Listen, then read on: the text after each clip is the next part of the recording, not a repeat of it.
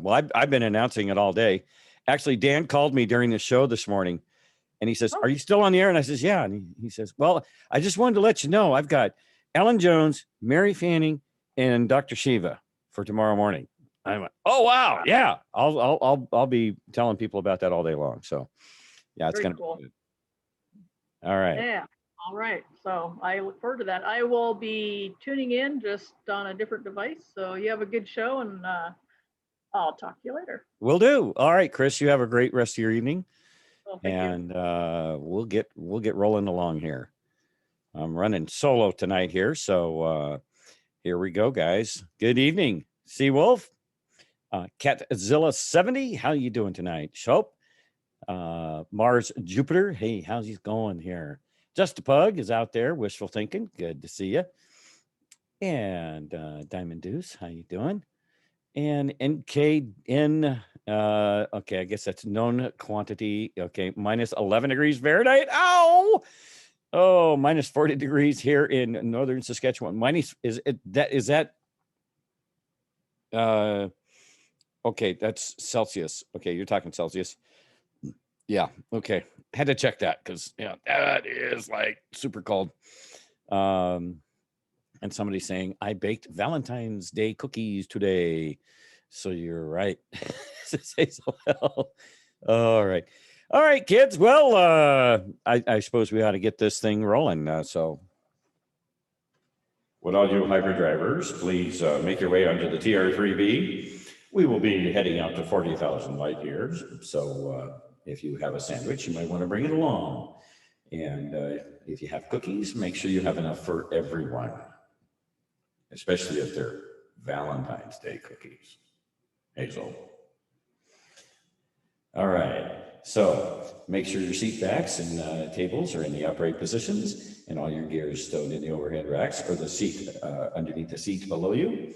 And we will be closing the doors in just a moment and pulling away from the gate and heading out to 40,000 light years. So stand by.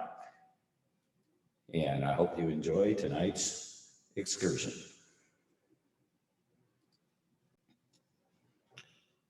3, 2, 1. Buckle up.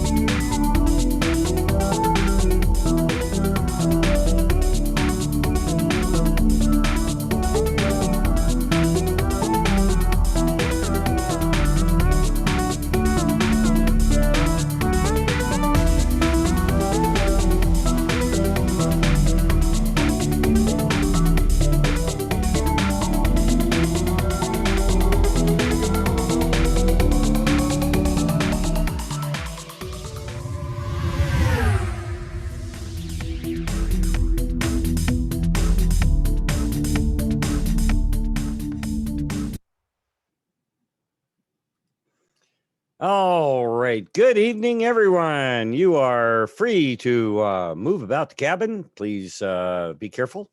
Don't trip and fall. We don't have insurance, so you're on your own. All right. Stop touching me. Diamond Deuce and Stoli. Do I have to stop this? Do I have to pull this thing over? Well, we already did. We're already at parking.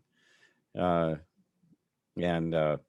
we might have to put you in your suits and send you outside if you're not going to play nice here.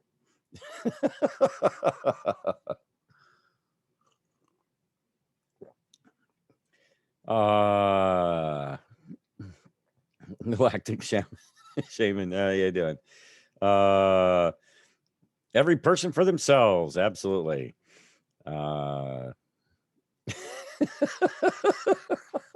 You guys are loud. You guys are funny. Oh man, I needed that tonight. Thank you. All right, McBurger, how you doing? Who the heck is Vaughn? Well, some guy that has this website thing. Morpan one, Cindy C. Cindy. Okay. Good evening, Thumper. Is it morning? It's actually for me. It's still evening. We are at 11 hours 12 minutes. And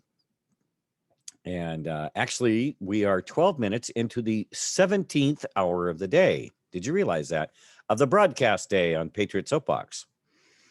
This is the 17th hour, the magic hour of the Patriot Soapbox, I'll call it, because that's when hyperdrive starts. Never really realized it until, oh gosh, maybe about a year or so ago. I was sitting there going, hyperdrive, 11 o'clock. Counted on my fingers and everything. I went, yeah, that's the 17th hour of the broadcast day. Thumper is Q. No, hardly. All right. Well, I have some interesting information for you guys tonight. Been wanting to dive into this subject. I started to dive into it really early on, and didn't get too far into the issue. And I've alluded to it on several occasions, but I've never really given a lot of attention to it, because I just, I kind of just think that maybe people weren't quite ready for it yet, or there was something else going on or whatever. But this is a very, very important subject, especially as we come up to this. There's a certain month coming up where it's that month of April, and there's a certain agency that expects to hear from you, if you know what I mean. And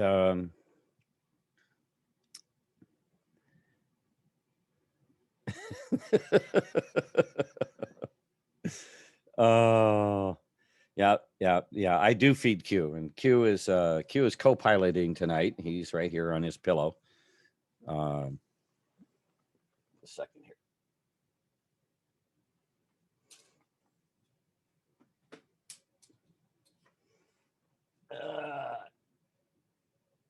Yeah, this is okay. There's my co-pilot right there. Yeah, he's taking care of things. I am having a hard time getting him to stay on the pillow. He likes to come over here and hang out across the keyboard of this laptop here, because it's nice and warm. Or he'll go behind the computer because there's a little bit of heat that comes down from the light.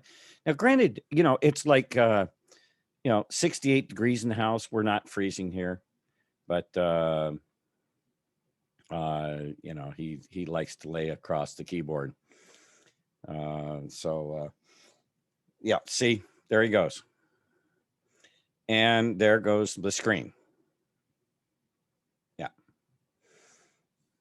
Yeah, I have my own, version of Bobo. Yeah, see, he's little putty tat prints on the keyboard. And yeah, he's Russian blue. Yeah. Good evening, awkward mama. How you doing? Ed Swamp, good to see you. And yeah, giving my keyboard a CAT scan. There you go. Oh, yeah, yeah. He's my good guy. He's been pretty busy today, and he actually got some good video of him hanging out with his buddy Milo, the little kitty from the house next behind me here. He's got his little friend over there, and they do hang out and they have fun, and they play. I mean, they get into little rumbles, but it's all good. They're friends, they're buddies, and so, and then earlier today he was playing with Smoke. Smoke was chasing him around the house, and he was going like, "Oh, you're gonna get me? No, the dog's not gonna get me." And Smoke's going, "This cat's weird." All right. So back to business here. Yeah, he is. He's a he's a good guy, and between the dogs and the cat, I've always got a shadow. All right. So anyway, getting on to where I'm going with tonight's show. Ask yourself this question. Are you a U.S. citizen? How many of you are U.S. citizens? Give me a let's just say, give me a 2 if you're a U.S. citizen. Everybody, come on. Are you a U.S. citizen? Give me a 2 if you are.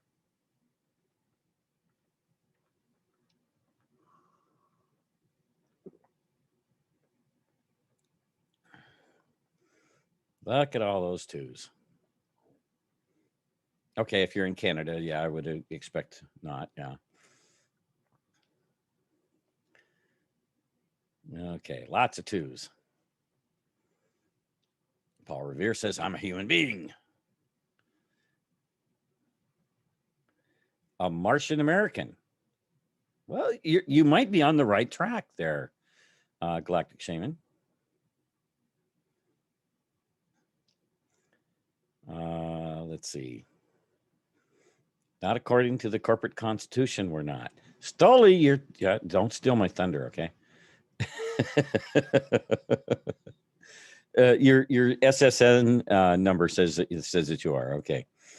Not necessarily a trick question, unless you are filling out a IRS form, or if you're dealing with the IRS. Okay. So we're gonna dive into that one to begin with, because it's kind of important to the whole scheme of things, to the scheme that they have for you, that they've set up for you. And we have this little video here so that you can kind of decide for yourself based on the video here. This is about a little 10-minute video. We're going to probably watch a couple of these tonight, so be ready. But take a listen.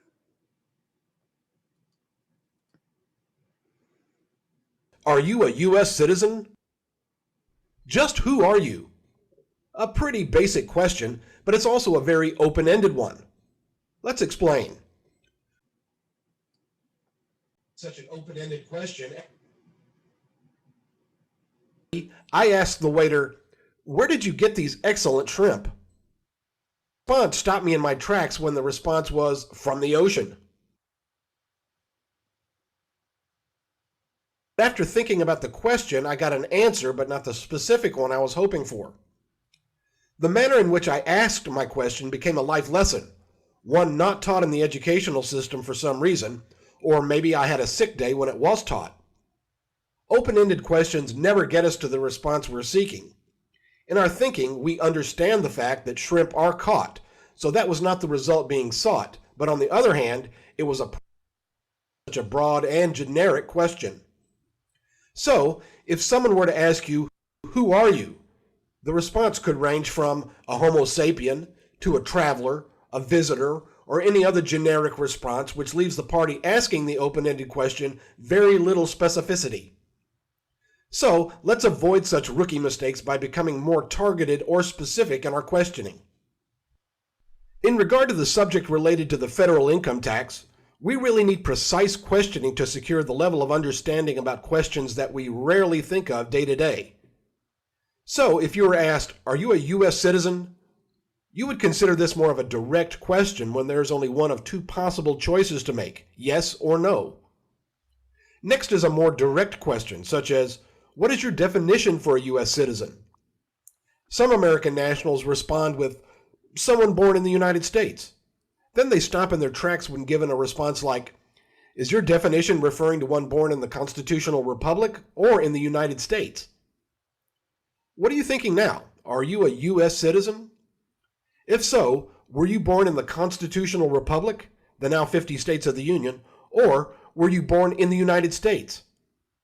What you're seeking, perhaps for the first time, is that there are more definitions for the term U.S. citizen and United States than you considered up to this moment. Only direct, closed-ended questions will provide you with understanding about what those questions are pointed to. A U.S. citizen, as expressed in the Constitution as citizen of the United States, refers to one who was born within that geographical area now referred to as the 50 states.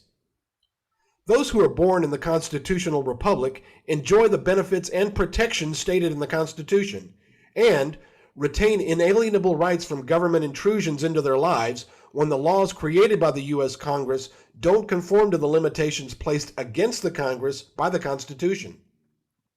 This constitutional meaning is included in the description used in your passport.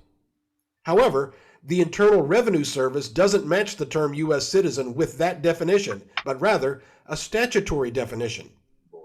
This is why there's so much confusion about the term U.S. citizen, as its statutory definition means one born in territory belonging to the federal government, and by that birth, those individuals are under the dominion and control of the federal government, devoid of any benefits or protections via the Constitution. Do you now see the profound difference? The same is true for the expression United States. There are two separate and distinct definitions. These definitions relate to separate jurisdictions geographically as well. First, in context to the constitutional republic, this is the United States geographically known today as the 50 states of the Union. On the other hand, the federal government defines this term in the Internal Revenue Code at statute subsection 7408D to be only the District of Columbia. Here's what the statute says. If any citizen or resident of the United States does not reside in and does not have his principal place of business in any United States judicial district, such citizen or resident shall be treated for purposes of this section as residing in the District of Columbia. The reason for all the emphasis is to assist American nationals, those born in the constitutional republic or naturalized there, to understand the semantics related to the federal income tax. Due to the U.S. Supreme Court's decision in the Pollock v. Farmers Loan and Trust case, the federal income tax was declared to be a direct tax, which could only be applied within the constitutional republic via the rule of apportionment requirement. This decision protected American nationals working in the private sector from any obligation to file and pay that tax. Yet, when one only views this in the context of U.S. tax, a statutory U.S. citizen is a subset of the statutory definition for U.S. person. The IRS points to statutory U.S. citizens as being U.S. taxpayers in their documents such as Instructions for Form 8938, Specified Individual, and states, "You are a specified individual if you are one of the following. 1. A U.S. citizen. 2. A resident alien of the United States for any part of the tax year. 3. a non-resident alien who makes an election to be treated as a resident alien for purposes of filing a joint income tax return. And 4, a non-resident alien who is a bona fide resident of American Samoa or Puerto Rico. You see that the IRS uses this term, but it's never clearly defined until you read the definition at 3C Amjur 2D section 2689, who is born in United States and subject to United States jurisdiction. A person is born subject to the jurisdiction of the United States for purposes of acquiring citizenship at birth if his or her birth occurs in territory over which the United States is sovereign. Thus, it's vital to stay away from open-ended presumptions about the words the national government created in the Internal Revenue Code. The IRC only relates to those U.S. citizens who are defined by the national government to be those born in territory belonging to the national government, like the District of Columbia, Puerto Rico, or Guam. There's a huge difference between the two separate and distinct jurisdictions in which you find this term used, and without critical thinking, you're easily drawn into identification as being a statutory U.S. citizen, as the IRS will not show you the definition of this phrase and the context it's used in.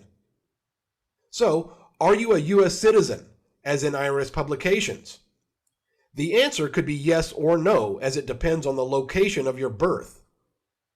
American nationals who work in the private sector and were born in the constitutional republic are described as lawful non-taxpayers in Long versus Rasmussen. Here's the part of that decision that's pertinent. The revenue laws are a code or system and regulation of tax assessment and collection.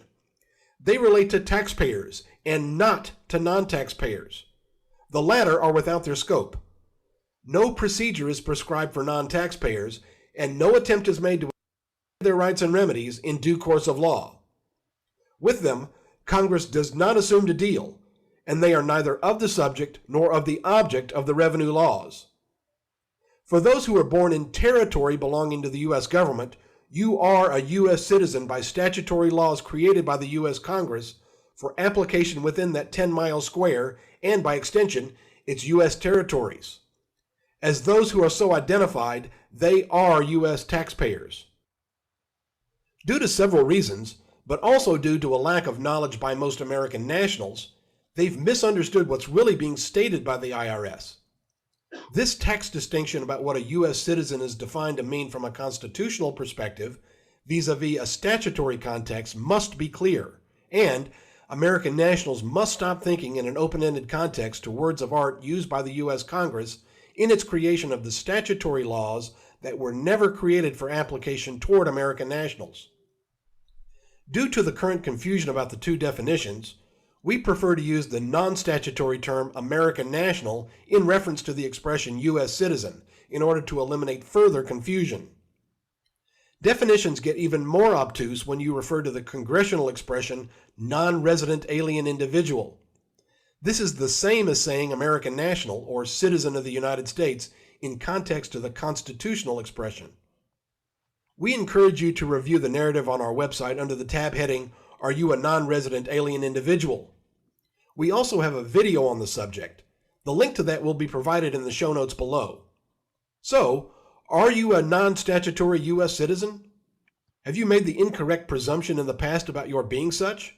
Most Americans have. Then, you make an election to be taxed as if you're a U.S. resident alien. Words are tricky. Ask close-ended questions and you'll find the truth. Weiss & Associates can provide you with the ability to leave the U.S. Tax Club on a permanent basis with our revocation of election, as this is provided for by the U.S. Congress within the IRC. In doing so, you'll also clear up the confusion about the statutory use of the term U.S. citizen and to help you stop using this troublesome term. We have many more videos posted. Okay, we'll stop it there. And the question being is, are you a U.S. citizen? And I'll qualify that according to the IRS tax code. If you were born in one of the 50 states of parents who were citizens, or you are considered a Yeah, if you were born in the, so is Kamala Harris, a U.S. citizen. Well, according to she was naturalized, but she was not born of two parents who were both citizens of the United States. So we'll get into some of the capitalization and the birth certificates and that kind of stuff. That's kind of a whole nother deal when it comes to the IRS. But the terms, what you need to understand, okay, having been in the insurance industry for almost 30 years, every contract has a set of definitions in it, right? And they can define in that contract what certain names or certain words and how they're going to be defined within that contract. I mean, it's totally feasible. They could write a contract that's saying in the definitions, every time we use the word blue, we are actually referring to what most people would consider the color red. And it would be perfectly legal. And depending on how they use the word blue, if you're not translating it into the word red in that contract, and you get into a contract dispute and they go, well, wait a minute, did you read the definitions? In the definitions of this contract, this is what we said. And this is the meaning that we gave to that word. This is the definition of that word. All right. And so you're going to go, oh, I didn't know that. Golly. And if it's pertinent to your case, guess what? You're not going to do so well, are you? All right. So there's it's how they wrote it and what they did with it and then your understanding of it. How many people have actually read the IRS code?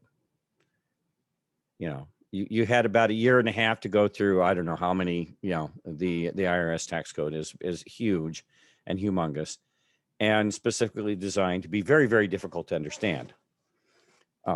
People that do understand the IRS code have, well, that's why, your tax preparers are very good at doing what they're doing because they know exactly how to do certain things.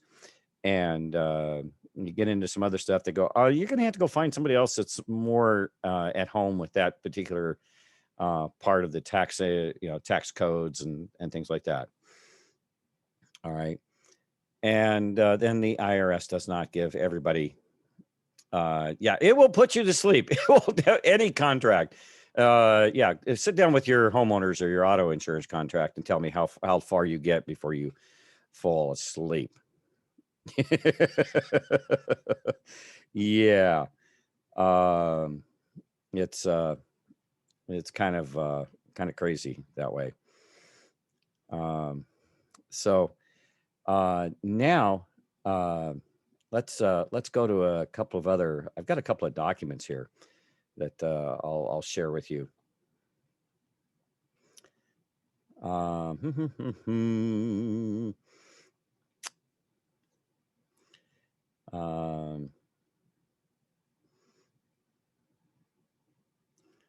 Let's see here. So now let me ask you again.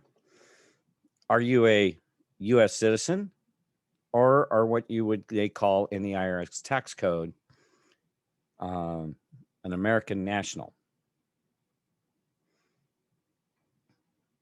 Is one of those. Are you a U.S. citizen or an American national? How many people out there? About that. People that understand the tax code blow their brains out. Let's not, because it's not. We don't want to go there because Tim Wolf says, I take the fifth. American national, says Jackie Ray. Spicy Dame says U.S. citizen. Light Switch says U.S. citizen. Jaspar says, I live in Illinois. Where were you born? Where were you born? Were you born in one of the 50 states? Or were you born in D.C.? Okay.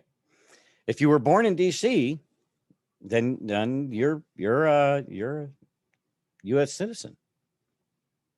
Okay. Do you live there? Do you work there? Okay. Spicy Dame, American National, says Kristen 33. Selma, Alabama, Ron Holtz Jr. Okay, so that would make you a common citizen, says common citizen. Not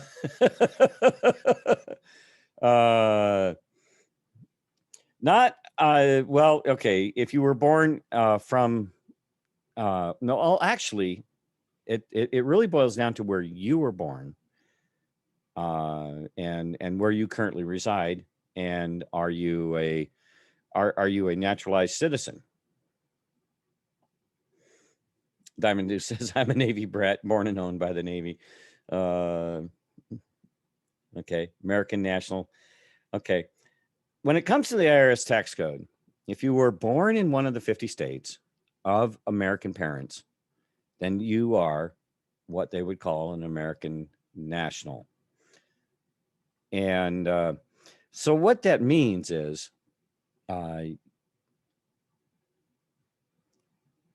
we'll go to this document here.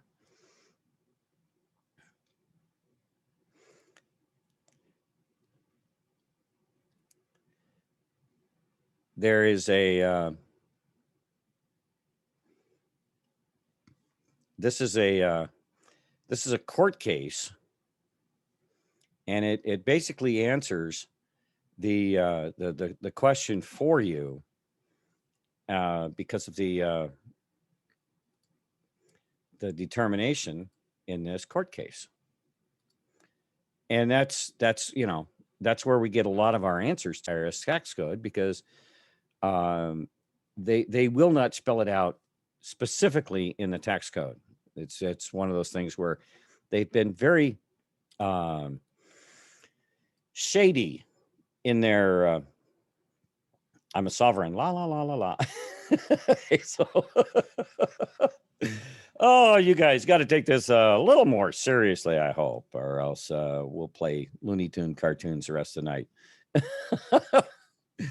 Okay, this was a court case that came out in February 6, 2001. Order granting defendant's motion to dismiss with prejudice. Okay, it's the United States District Court, Southern District, California. Matthew A. Fogel is the plaintiff versus United States of America.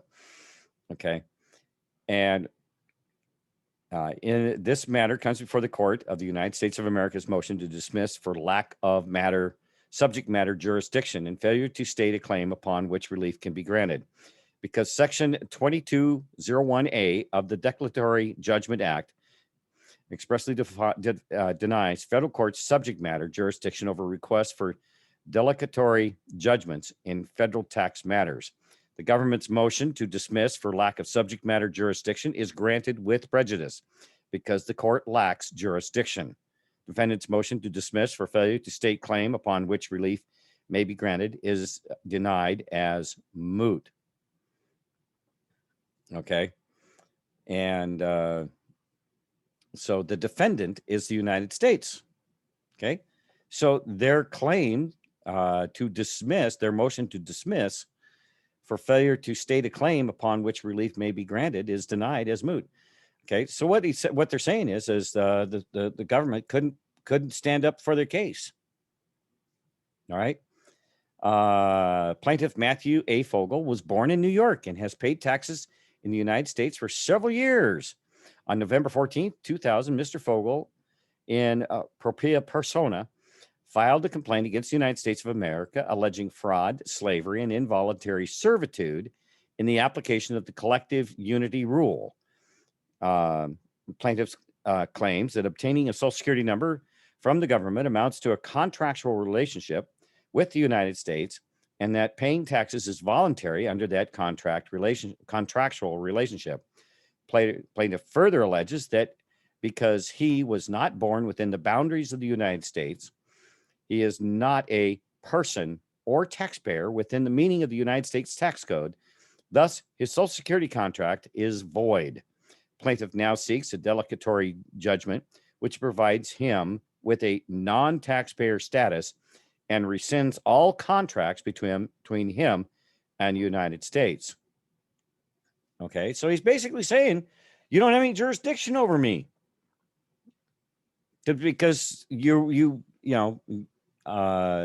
the long time, he obviously, as most people don't understand their jurisdictional position in relation to the tax code. All right. Under Federal Rule of Civil Procedure 12B1, a motion to dismiss for lack of subject matter jurisdiction may be properly granted if the plaintiff does not meet its burden in establishing that the court has such jurisdiction. Because the federal courts are courts of limited jurisdiction, the plaintiff must demonstrate that the court has been authorized to preside over the case either by statute or the Constitution. See Willie versus Coastal Corp, 1992. Whenever it appears that the court lacks subject matter jurisdiction, the court is obligated to dismiss the action. You get into some other stuff here, some other court cases. The government's motion to dismiss for lack of subject matter jurisdiction must be granted pursuant to 28 U.S.C. 2201A, which expressly declares an exception to federal court jurisdiction in controversies with respect to federal taxes when the plaintiff requests delegatory relief. See Hughes versus United States from the Ninth Circuit, 1991, where the real issue in the case is whether the plaintiff must pay taxes. The court lacks subject matter jurisdiction under 2201 because the plaintiff has requested a delegatory judgment demanding that he is a non-taxpayer and is not required to file taxes in the United States. This court lacks subject matter jurisdiction and is obligated to grant the United States motion to dismiss.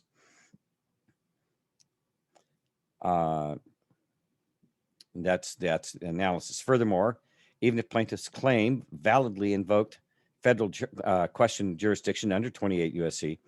So basically what they're going. So the conclusion here is, based on the foregoing, the defendant's motion to dismiss for lack of subject matter is granted with prejudice pursuant to Section 2201, a Delegatory Judgment Act. The defendant's motion to dismiss for failure to state a claim upon which relief may be granted is denied as moot.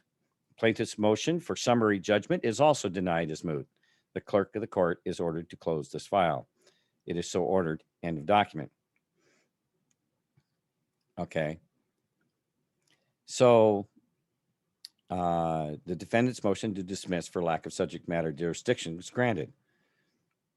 So the defendant was asking that the case be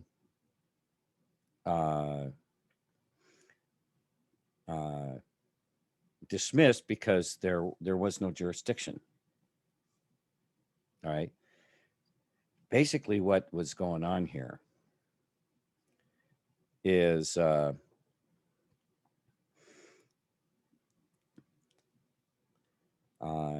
judgment is also denied as moot. So they're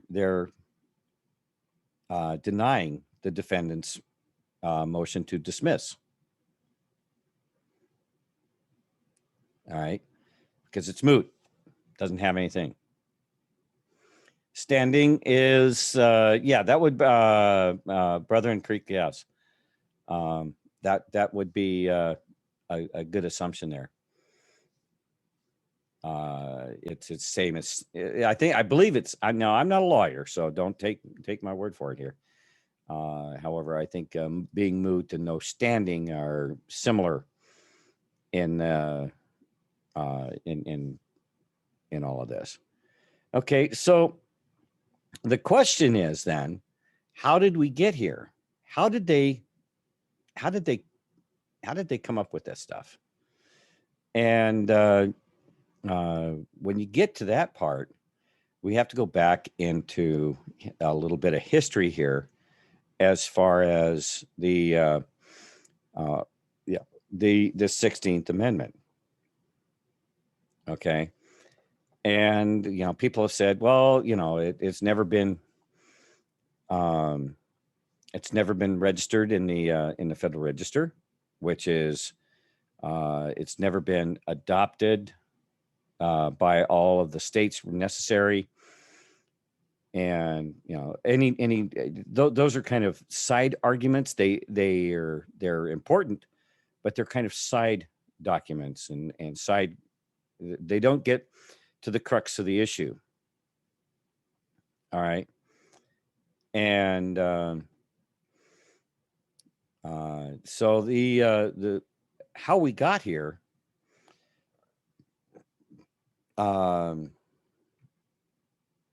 is kind of interesting, because originally, now I know they have a document here. I'm just trying to find it.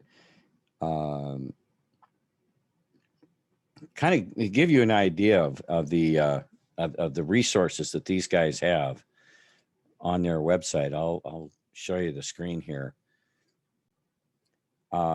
These are all videos right here. Jurisdiction in the federal income tax, revocation of election, the key to exit the U.S. tax club, federal income tax, and private sector employer, part 1, part 2. And these are all the videos, the 30 minutes, 40 minutes. Defeating the notice. How can the federal income tax be voluntary, you ask? Who are non-resident alien individuals? Are you a U.S. citizen? That's one we just watched. Overcoming the fear of the U.S. government. The duality of meaning in the term United States. We got a little bit of that. IRS fraud and presumption. There's a 10-minute video on that. The birth and death of the Internal Revenue Code. U.S. Supreme Court decisions on federal income tax, legislative intent of the 16th Amendment. This one we're going to watch. All right. Because they do a pretty good job of explaining this.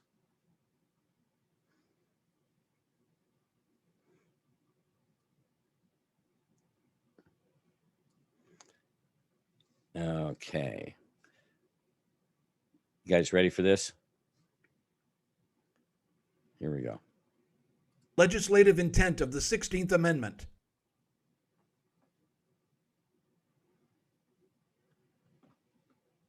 The majority of Americans today believe that the 16th Amendment has levied the federal income tax upon American nationals. They simply read the amendment and point to it as the complete source of their research. The politician who wrote the legislative intent of the 16th Amendment was President William H. Taft.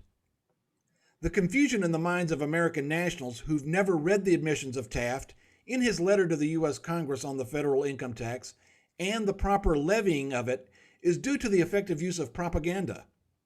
Okay, let's just stop it there for a second there and go back to those. Okay. He was an Ivy League educated lawyer, son of Alphonso Taft, former attorney general and co-founder of the exclusive society at Yale, the Skull and Bones. Only person to hold the offices of President and Chief Justice of the U.S. Supreme Court. On the topic of income taxation, he said, "It is undoubtedly a power the national government ought to have." So this was a man that definitely believed that the federal government should have that right to tax you. Is it any wonder that he was, his dad was one of the founders of the Skull and Bones? That should tell you something right there. Here we go. Use of propaganda. Propaganda is the effective dissemination of carefully crafted messages to further one's own cause. And we've talked about this gentleman many, many times when it comes to propaganda, right? Author of the book in 1928, Propaganda. The conscious and intelligent manipulation of the organized habits and opinions of the masses is an important element in democratic society. Those who manipulate this unseen mechanism of society constitute an invisible government, which is the true ruling power of our country. If we understand the mechanism and motives of the group mind, it is not possible to control and regiment the masses according to our will without them knowing it. Don't you just love these guys? Aren't they just warm and fuzzy? You want to take them home and feed them and give them a little pillow to lay on? Yeah, not even. These are snakes. People today have heard the lie of the application of the 16th Amendment being applicable to American nationals repeated so often that they believe the lie without ever challenging it by critical thinking and personal study. It only takes a generation, between 20 and 25 years, for the government lie in the 16th Amendment to impair the minds of American nationals.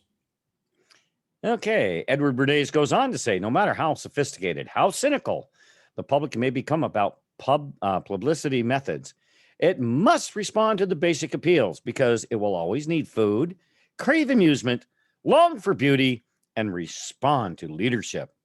If the public becomes more intelligent in its commercial demands, commercial firms will meet the new standards.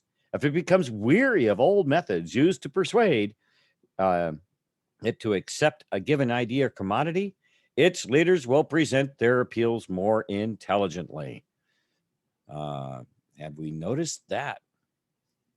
But we've gone the other way. I think we've actually gotten more stupid in how we allow ourselves to be manipulated by these folks. And then, most people won't even stop to answer the question, am I being manipulated? Or how deeply is that manipulation affecting me? Okay.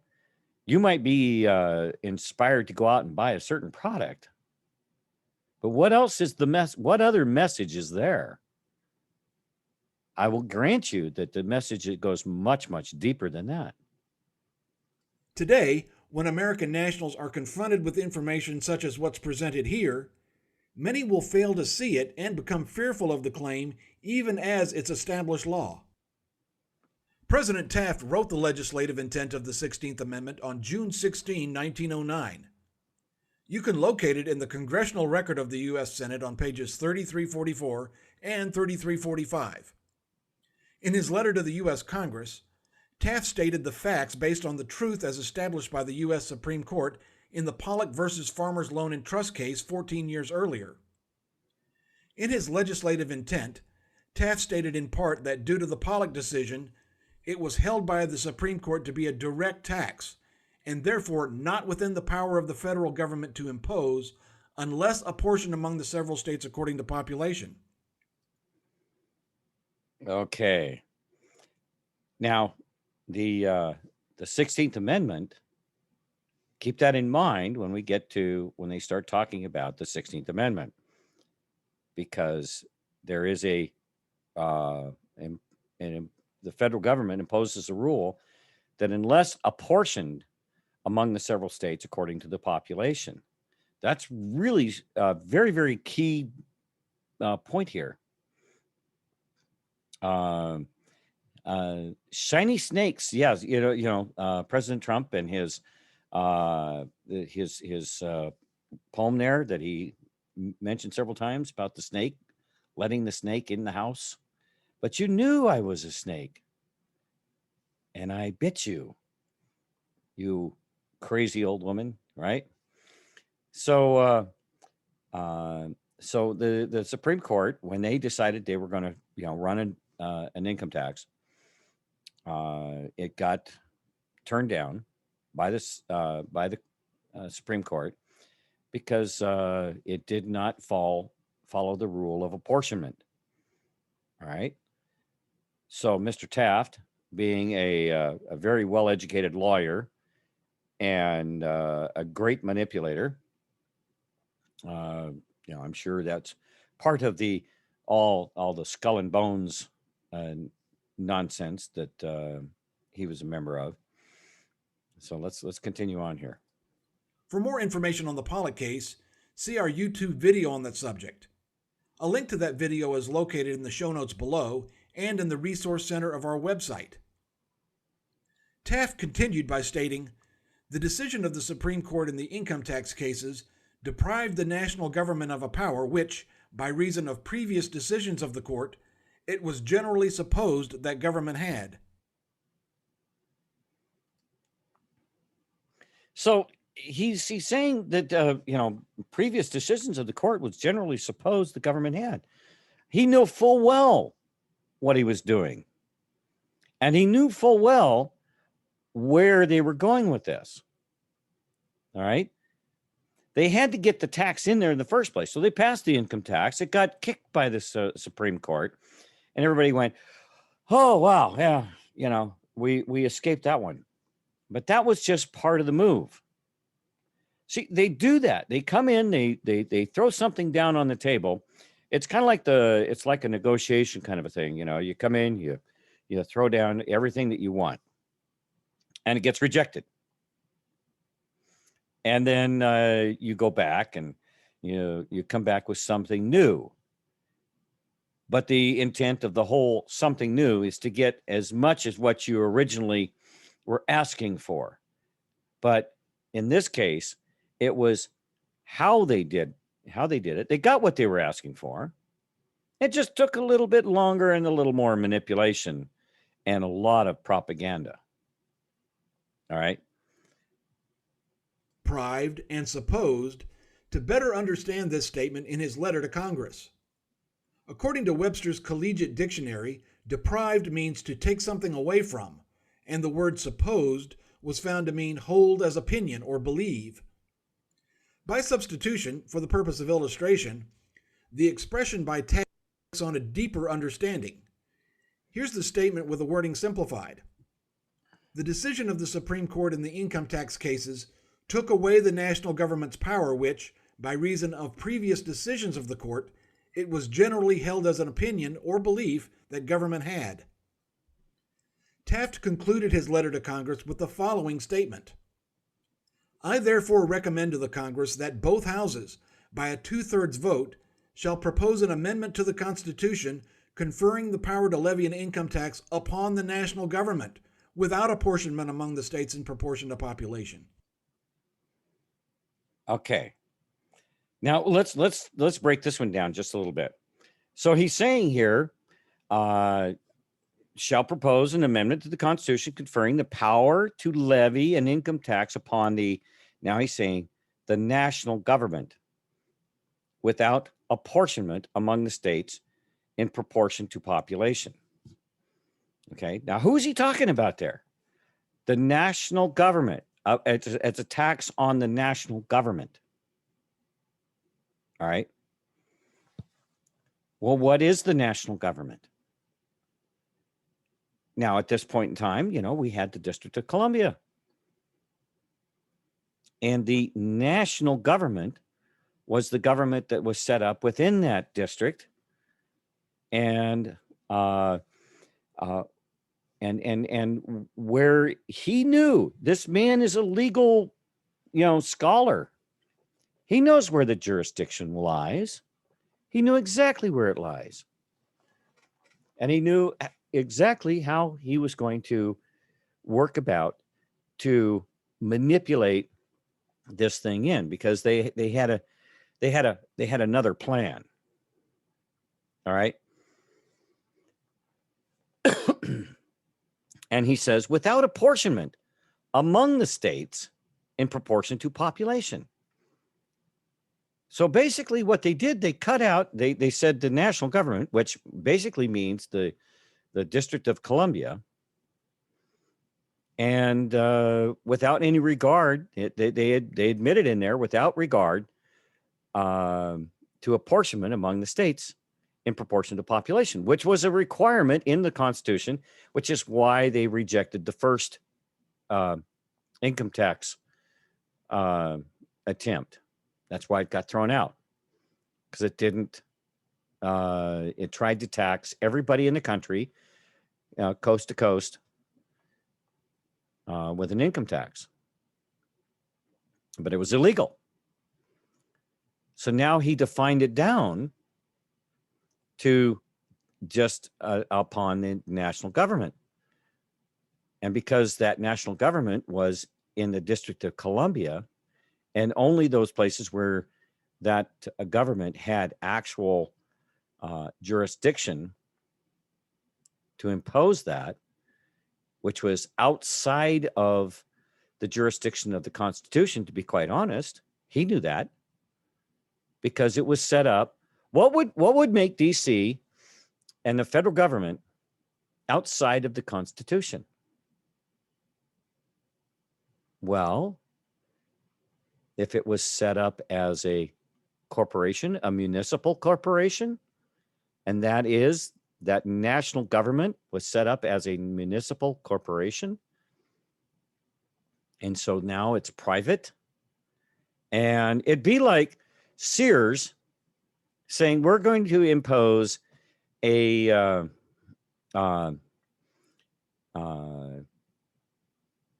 fee on the money that we pay you out of your pay, we pay you out of your wages. And if you agree to work for us, you agree to, that's just the way it is. We're going to deduct a certain amount of money from your paycheck, and we're going to use it for whatever we decide to use it for. And if you agree to those terms of employment, then they would be fully within their rights to do that. All right. However, a company like Sears would probably lay it all out there, spell it all out there, nice and neat and everything, because somebody's going to come along and go, what the heck is this? Yeah, you deducted this from my paycheck. What's that about? Oh, well, you agreed to it over here in the contract, or they just can't do it. They have to tell you they're going to do it. It's part of the contract. When you signed your employment documents and all that other fun stuff, when you went to work for whatever company, ABC, Hooligans or whatever. So what they're doing here is he's setting the table, in other words, by what he's asking the Congress to do. Let's continue on. Since the U.S. Congress has no power or authority in the U.S. Constitution to override any U.S. Supreme Court decision, the Congress was being instructed to levy the federal income tax only upon the national government itself and within its exclusive territorial jurisdiction.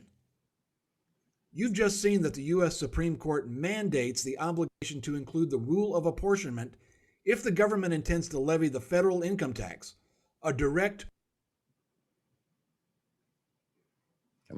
public. The significance of jurisdiction without the effort being unconstitutional is clear. 1. The federal income tax was only levied via the 16th Amendment upon the national government and the territorial jurisdiction it controls. 2. There was no reference to the jurisdiction for the application of the 16th Amendment. Due to the Pollock decision, it could not be imposed or levied as written within the constitutional republic.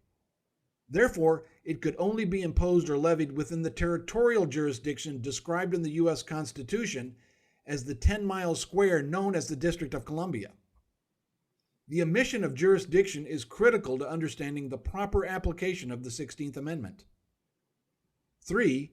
By the imposing of the federal income tax without regard to the rule of apportionment requirement, this could only occur with the existence of a separate and distinct United States, in which the U.S. Constitution is not law.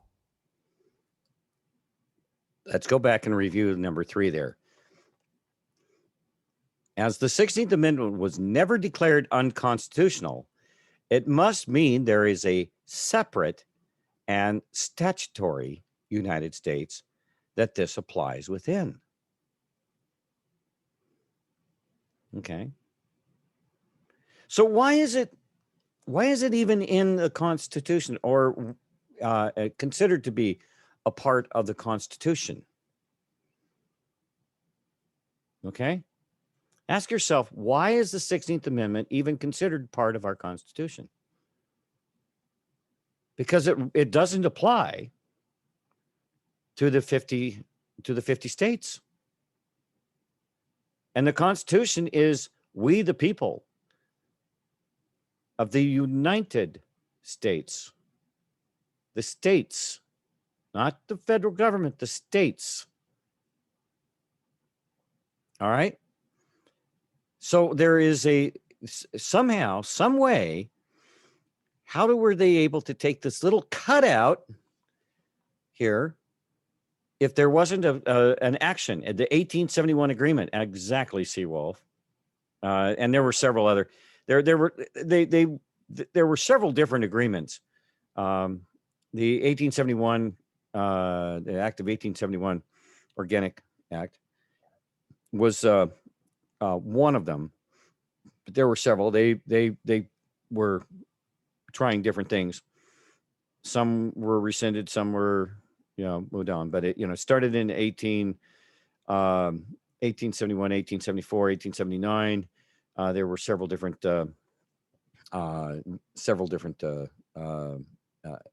maneuvers that they went through. All right, in order to get just the right flavor in the soup there. All right. 4. If the U.S. Constitution was law within the District of Columbia, then there would have never been the option for the national government to create the 16th Amendment in direct opposition to the Pollock decision. And 5. The only jurisdiction for the levy of the federal income tax as stated in the legislative intent of the 16th Amendment was the District of Columbia and its U.S. territories, as the U.S. Constitution is not law within that federal territory. For the first time. Okay, so did you hear what he said? The U.S. Constitution is not law within that federal territory. So what he's actually saying there is that when they cut out Washington, D.C. and made it its own little city-state, it did not fall under the U.S. Constitution as far as its own laws. It gets to make up its own as it goes.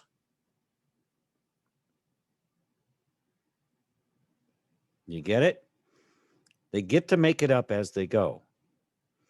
And they can write those laws and rules into that document that they call the Constitution for United States, or for or of, whatever.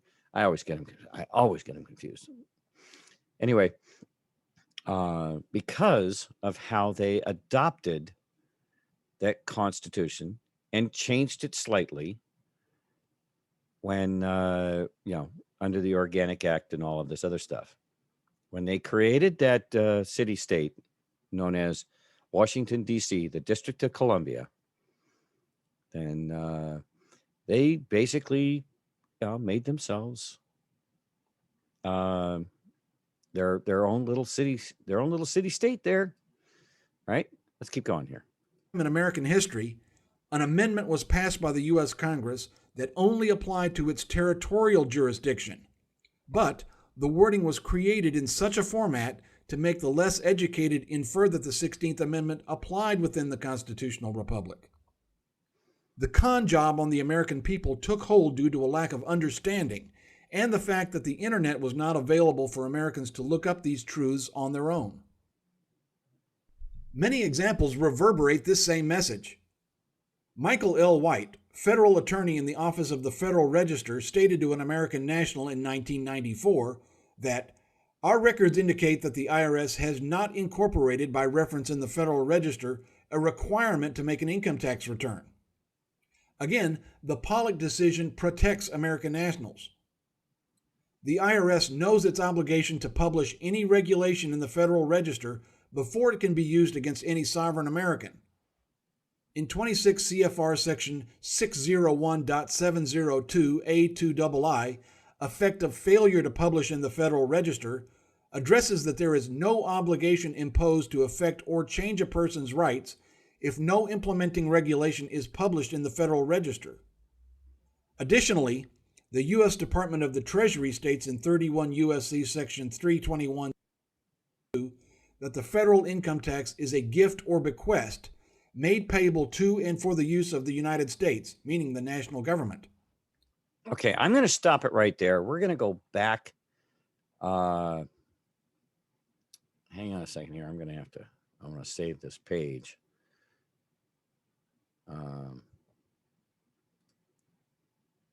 Because I want to show you something here. I want to show you another document here.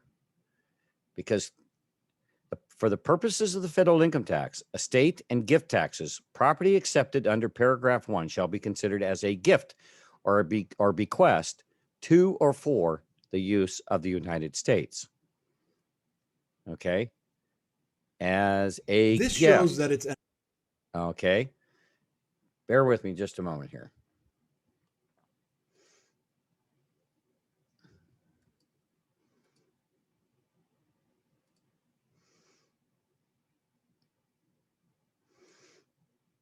Okay, I want to save my position here.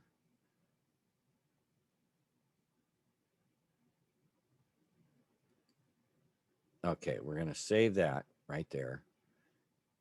I'm going to go back over here. We're going to go here. Okay. And I want to show you something here. This is going to this list of tax class 5 forms. All right. And we'll explain what. Here's right out of the IRS tax code. The third digit is the tax class. This identifies the type of tax each transaction involves. Okay, and this is under the filing system. The master file processing of an EFTPS transaction is exactly the same as the current payment process to aid in research. Okay, those of you that might work in a as a bookkeeper for your for a company, and you actually do payroll, and you have your EFTPS system. All right, the third digit is the tax class. All right, so you have that EFTPS transaction code, and so you get down here, and the third digit, if it's a 5, it means that it's an estate and gift tax.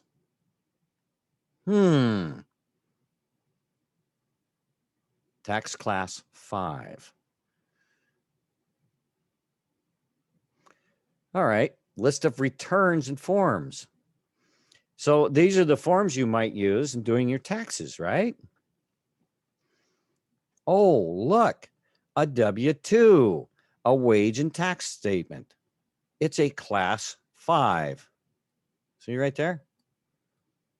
It's a class 5 right there. A W-2C is a statement of corrected income and tax amounts. It's a class 5 as well. Statement of corrected income and tax amounts, that's class 5. Guam wage and tax statements, class 5. Statement of gambling winnings, class 5. U.S. Virgin Islands wage and tax statement, it's class 5.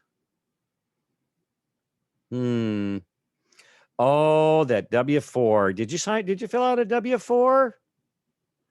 Look at that. That's a class 5 too. Look at all those class 5 forms. How many of them have you filled out in your years? Oh, it gets even better. United States estate tax return. It's class 5 as well as a class 6.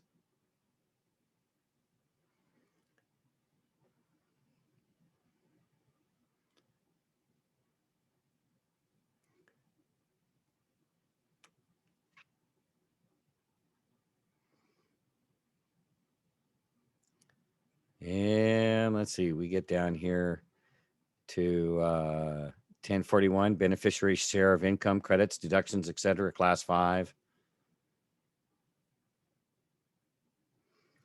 1099s. If received or filled out a 1099 lately? Information return or acquisition of abandonment for secured property, 5. All these mortgage interest statement is a class 5 form. Did you do one of those? More of the 1099 forms for all class 5s. Gift. All right.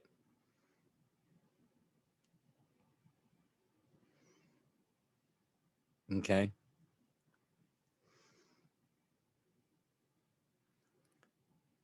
So now remember, estate and gift taxes. Number 2 are just individual income tax. Okay. And 3s are corporate income tax, excise taxes, blah, blah, blah. All right. So let's go back over here to the video.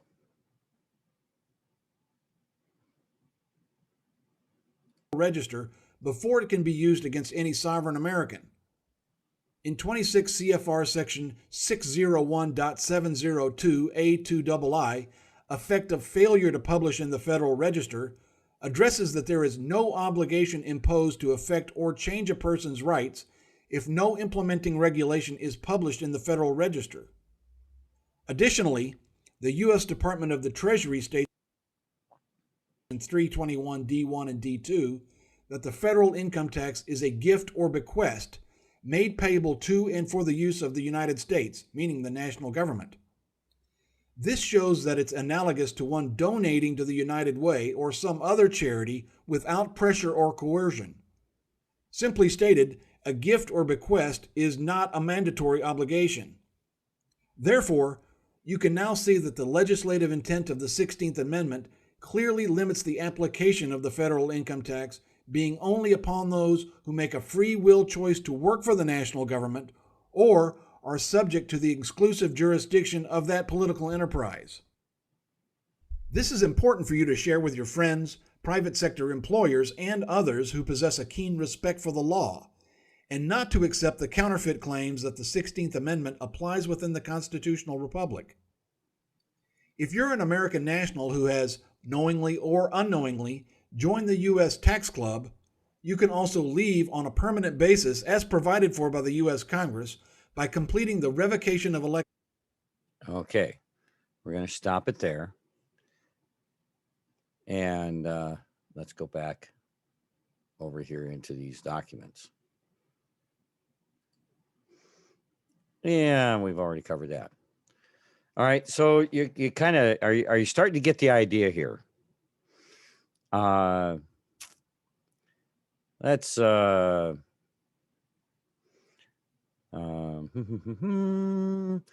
do we want to go with this next? Okay, we just did the legislative intent of the 16th Amendment.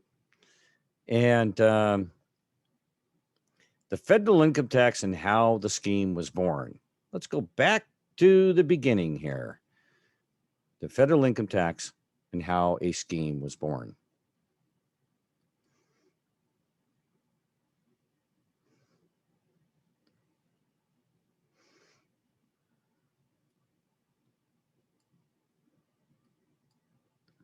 All right. The federal income tax. How a scheme was born. First of all, Weiss and Associates is not anti-government, nor do we state that the federal income tax is unconstitutional. The tax is lawful, but only in one jurisdiction. That jurisdiction is the federal statutory United States, which consists of the District of Columbia and the various U.S. territories like Puerto Rico and Guam, to name a few. Congress calls these territories states of the United States. Taxpayers are those people who work for the national government in some type of public office, those who are born on one of the U.S. territories, those who are statutory U.S. citizens, those who are U.S. resident aliens, and those who are U.S. persons. In 1894, the U.S. Congress passed a bill to tax all American nationals regardless of their jurisdiction. A year later, in 1895, the case was filed with the U.S. Supreme Court, which evolved into the Pollock versus Farmers Loan and Trust case. The Supreme Court stated that there was only one kind of tax to describe the federal income tax, which it stated was a direct tax. Since this kind of tax is a one-time tax and only upon state legislatures, it carried the requirement for the government to adhere to the rule of apportionment as stated in the U.S. Constitution at Article 1, Sections 2 and 9, or else such an act would be rendered as unconstitutional. Then, President William H. Taft had to acknowledge that the national government was deprived of any power to levy a federal income tax within the constitutional republic, and consequently on American nationals who were born in this jurisdiction. He realized that the best the government could do was to use the 16th Amendment against the national government and upon those who it determined were U.S. taxpayers under the federal statutory United States jurisdiction. The government had no option to misapply the federal income tax toward American nationals within the constitutional republic. Read the admissions of President Taft in the legislative intent of the 16th Amendment. There is a document located in the resource center of our website, weissparis.com, that contains this enlightening admission as well as his recommendation to Congress to get the bill passed. When we read the actual wording of the 16th Amendment, we find the complete omission of the rule of apportionment based on the census and enumeration. This conforms with the limitations placed against such an act of Congress to challenge the Supreme Court's Pollock decision. The jurisdiction of the 16th Amendment only applies within the federal statutory United States and not within the constitutional republic. Keep in mind when reading that the national government has no power to override a Supreme Court decision and must conform to the court's decision. It may appear at first glance that the U.S. Congress did have such power, but from the U.S. Constitution, we must understand that there are two separate jurisdictions where the laws of Congress may or may not apply. The federal income tax does not apply within the constitutional republic. The Congress got away with this process due to directing it toward their own limited territorial jurisdiction, which again is the federal statutory United States. Next, the federal government needed to increase a steady flow of money from the millions of American nationals to fund its operations. The U.S. Congress devised the regulation 26 CFR section 1.871-1A to accomplish just that. For purposes of the income tax, alien individuals are divided generally into two classes, namely resident aliens and non-resident aliens. Resident alien individuals are, in general, taxable the same as citizens of the United States. That is, a resident alien is taxable on income derived from all sources, including sources without the United States. Non-resident alien individuals are taxable only on certain income from sources within the United States and on the income described in Section 864C4 from sources without the United States, which is effectively connected for the taxable year with the conduct of a trade or business in the United States. However, non-resident alien individuals may elect under Section 6013G or H to be treated as U.S. residents for purposes of determining their income tax liability under Chapters 1 and 24 of the Code. It's important to keep in mind that in each reference, the United States means the District of Columbia and the territories. And a trade or business is defined at IRC Section 7701A26 to mean the performance of the functions of a public office. Being crystal clear on these definitions helps you see how Congress stayed within the framework laid out by the Supreme Court regarding income taxation while devising their scheme. The trap was set against American nationals. Via government propaganda and the misuse of words that everyday Americans use, they were duped into believing that they somehow were liable for the federal income tax and filed their first Form 1040, which the IRS refers to as making a voluntary election. There certainly was no full disclosure by the IRS or the national government warning American nationals that they were about to be converted out of their true status and be reclassified as U.S. resident aliens so that the tax could legally be enforced once the Form 1040 was received. This is the reference to may elect in the regulation. American nationals never had to file, and again, there was no full disclosure by the government or IRS to let them know this fact or the ramifications that a huge amount of their annual income would be taken from them each year for a tax never owed the national government. Okay, I'm going to stop it right there and just give a little extra explanation here. Okay, as you can see there, the the non-resident alien individuals may elect, meaning you can choose to do that. All right. But, you've heard people say that the income tax is voluntary. You volunteered to become a lawful taxpayer. And you went, how the hell did I do that? I don't, you give me an option? Are you kidding me? If I could keep all of my income, all of my paycheck. So, how did you volunteer? Well, he explained it here. It doesn't say it when you fill out that 1040 form. So what they did, basically, here's kind of a Reader's Digest version. When they first implemented this, the employers deducted some money from your paycheck. You filled out a cute little form back in the day, this was a long time ago. They had little forms. It wasn't that complicated. And I'm not even sure if you had exemptions like we do now. You can go in and you can put, you go to an employer, they have you fill out the W-2, and you put in the number of exemptions and all that fun stuff. And then the employer, who by law does not have to collect your taxes. Okay. That is a fallacy. That is, again, more of the propaganda that has been put out there, that employers feel as though they are responsible for collecting the taxes and then forwarding it on to the government. All right.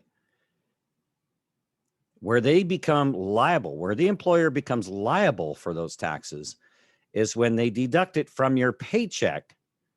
They are held liable for forwarding that money on to the U.S. government.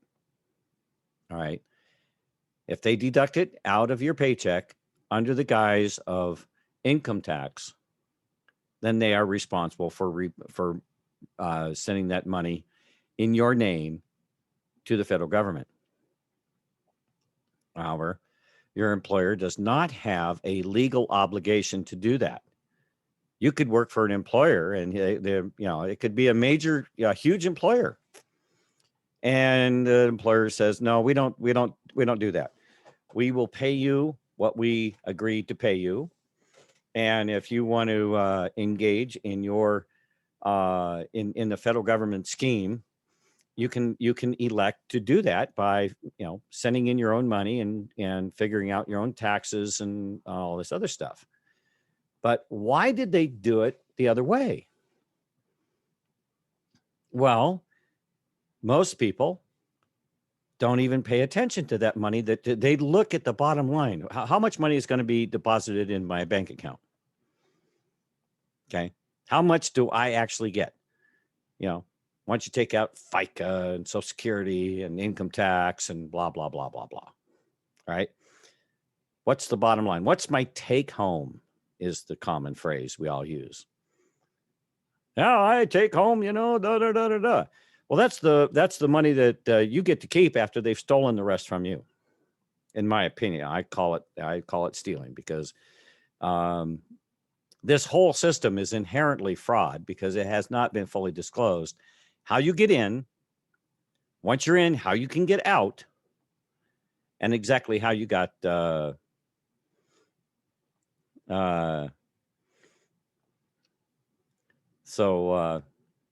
it's quite the scheme. Why do you think they had Edward Bernays, who was a student of Goebbels, who was the master propagandist? All right. You've been duped. You've been sold. You've been sold on a scheme. All right.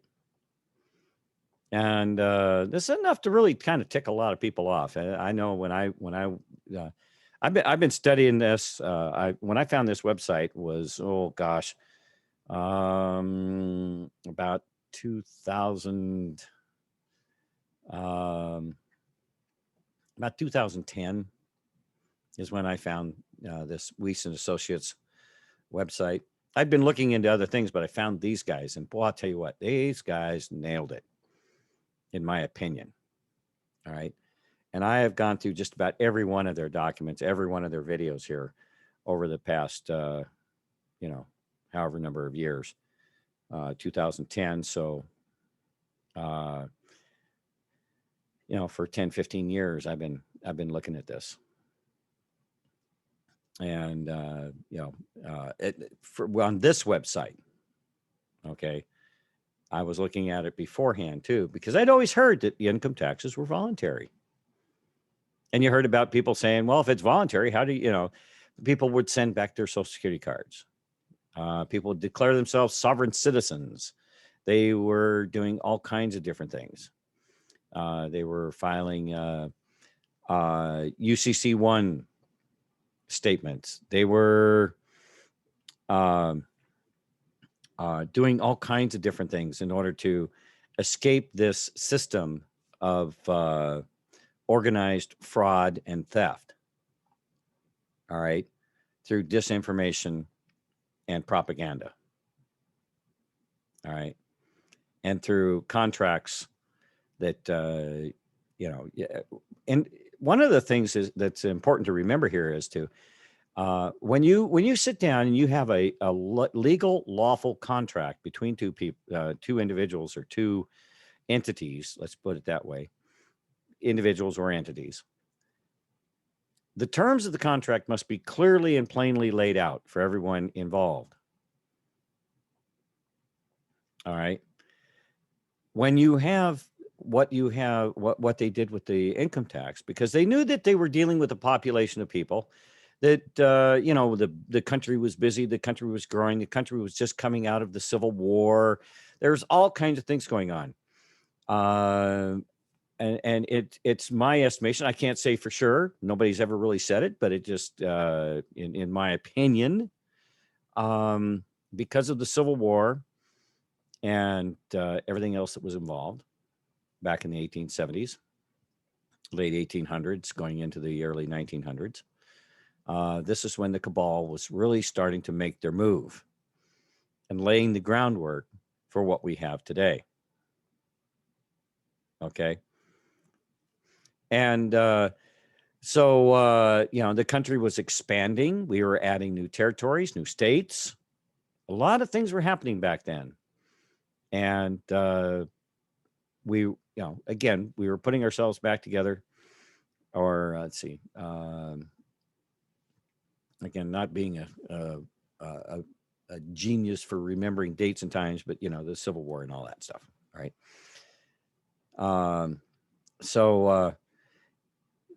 And you had Goebbels and you had Bernays and you had Taft and the Skull and Bones was not that old because his father, Taft's father, was one of the founding members of the Skull and Bones. All right. So they were setting their foundation in implementing the cabal within the United States through our Ivy League colleges, Skull and Bones and things like that, and recruiting new people into it. And so you can kind of see how the progression of this moved along. Okay, let's go back to the video here. Without full disclosure, there was no willful and knowing intent on the part of any American national to succumb, but the deception was skillfully set. What confuses many American nationals to this date is the use of the expression non-resident alien individual. You'll find the definition in IRC section 7701B1B, where you find stated, an individual is a non-resident alien if such individual is neither a citizen of the United States nor a resident of the United States. So, Okay. Born in a federal U.S. territory. Hang on a second here. An individual is a non-resident alien if such individual is neither a citizen of the United States nor a resident of the United States. That is a negative definition. Does it tell you what is a non-resident alien? No, it tells you what it's not. So if I were to tell you, I bought a new car today, guys. It's not red and it's not black. Do you know what color the car is? No, you don't. What did they do here? Let's just change that. A car is not black,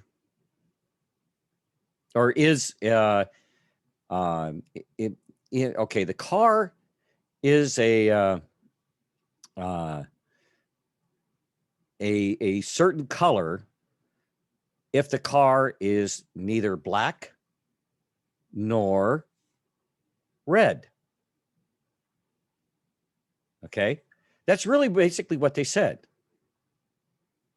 because they have not defined what non-resident alien is. They did not define it. They said it what it's not, but they didn't define what it was. All right. So a car is a certain, that new car I bought today is a certain color, and it's neither red or black. You still don't know what color the car is, but that's basically what they said in that statement. And that is right out of the IRS tax code. So how are you supposed to reasonably make a determination of whether or not you are a non-resident alien? Because you will find that you have to go through many hoops and loops and jumps and this the way and that way, and they still never do actually define what a non-resident alien is. You have to do it by reasonable deduction. Okay, what do I mean by reasonable deduction? You have to get them to show their colors. Sorry, I didn't mean to make that sound like a pun, but you have to draw them out and make them show their intent and their colors. And yeah, listen to what he says here. I think he covers it in this video. I'm pretty sure he does. The guys that were investigating this and looking at all of this,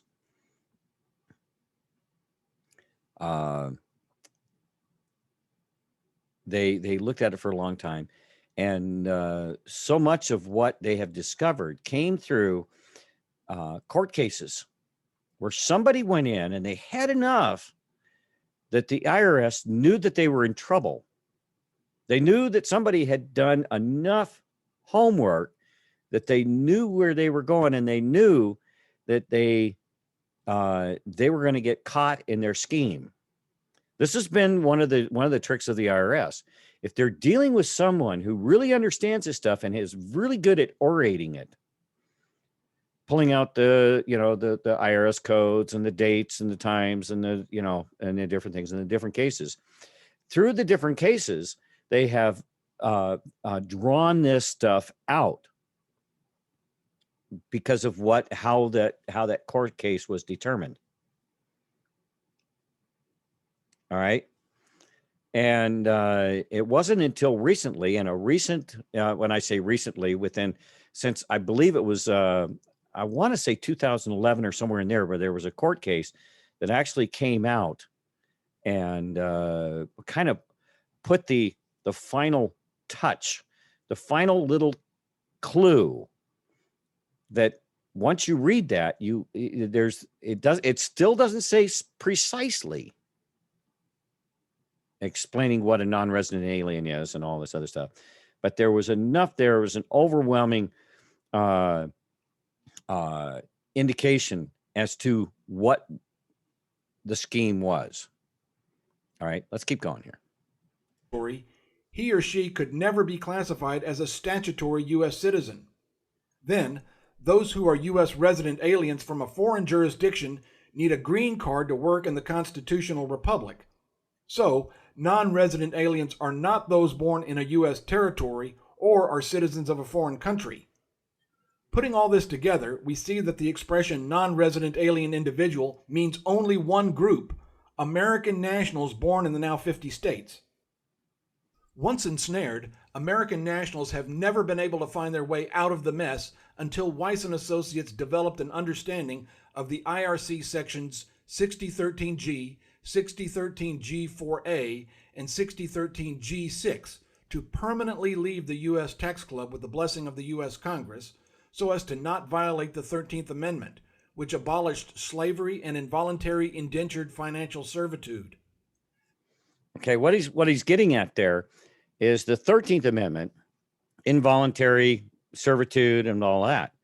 If you have volunteered, because remember, if you filled out that 1040 form after they've extracted money from your paycheck, that very first paycheck, you're a young person, you get out and you get a job and you go in and you're just, you want to have that job, you need some money. And, and the personnel department or the payroll manager sits down with you and says, okay, I need you to, slides that W-2 and, these different forms here. I need you to fill this out, and everything. And you just go, oh, yes, sir. Okay. 3 bags full. And you fill all those things out. And then what they do is they, dutifully deduct from your paycheck what is, what the tax charts show that they should deduct and forward in your name under your Social Security number to the IRS. And then, now you're not in the tax club yet. You're W-4, yeah. You're not in the tax club yet. However, now they've collected a whole bunch of your money. And you don't make a whole lot of money, so you may not, you may be entitled to get almost all of it back. Because you're in that real low tax bracket because you're not making a lot of money yet. Maybe you are, but you're one of very few. So what's the carrot? Well, if you want to get that money back, what do? You file an income tax return.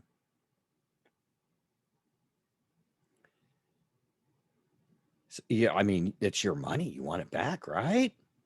You file that income tax return. That's where they get you. Okay. Because when you filled out the first forms, remember those forms were class 5, estate and gift forms. You're basically saying, I agree to gift you this money. It's a gift. But it's you can't draw it back. You can't pull it back. All right. Because unless you do it correctly, that's the other trick. Do they tell you how to do it correctly? Not so much. It's as obscure as the rest of it. I mean, they're very defined about how, they'll come after you for this and come after you for that. I mean, they lay it out there, the IRS is the most brutal tax collection agency in the world. Fear porn. Fear us. We will come after you with a vengeance. We will take everything you have. You must fear us. Gee, what does that sound like? What have we been dealing with all these last several years? Just fear porn after fear porn after fear porn after fear porn.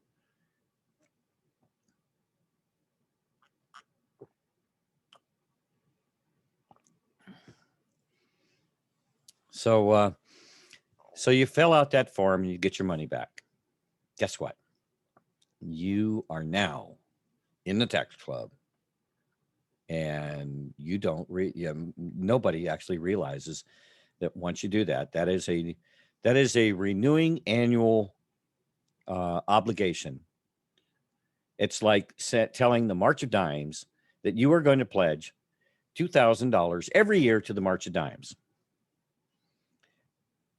If you've ever done one of those, I did one of those as a kid, and I was a little, I was really young. I just, I want to give to that, so I gave to it and set it up, and I didn't get it off right away. And those people came down on me like stink on you know what. And oh gosh, I'm sorry, I just didn't get around to it. Yeah, here, I'll pay you off. Gave them their money and they went away. But they were brutal. They were absolutely brutal. I had gifted that money to them, and they were coming after me. Oh my gosh, I couldn't believe it. Here was this really righteous organization, blah blah blah blah blah, and you promised this money, you owe it. You signed a legal agreement, blah blah blah blah, to make this. But that's the same scheme as the IRS. Once you've pledged that amount, but they get to change the amount. How much fun is that? They get to, because you have agreed to be treated as a lawful taxpayer, and under the terms of the agreement, they get to set, what that tax is. They get to move it up, move it down, move it here, move it there, da da da da da. Change it any which way they want, because they know you're stuck, and most people have no clue how they got there or how the hell to get out of it. All right. What? I mean, it takes a psychopathic megalomaniac to come up with this stuff. I mean, who could be so devious to come up with this and write this in such a way to actually, it is fraud.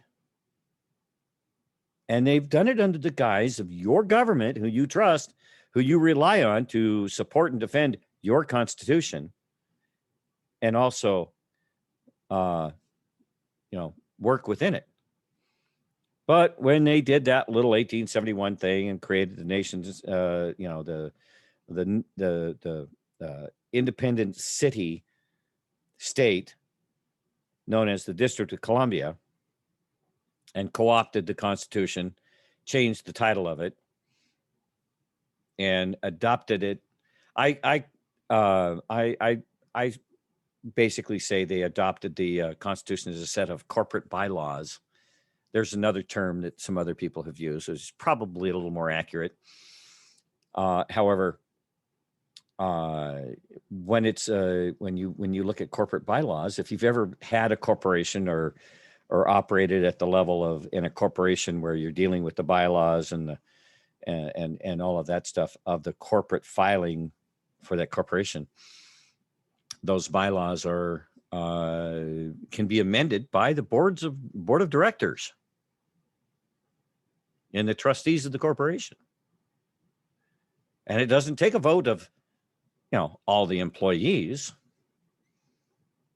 which is kind of what they look at you as an employee of the corporation, because you've basically volunteered, you're part of your income to them.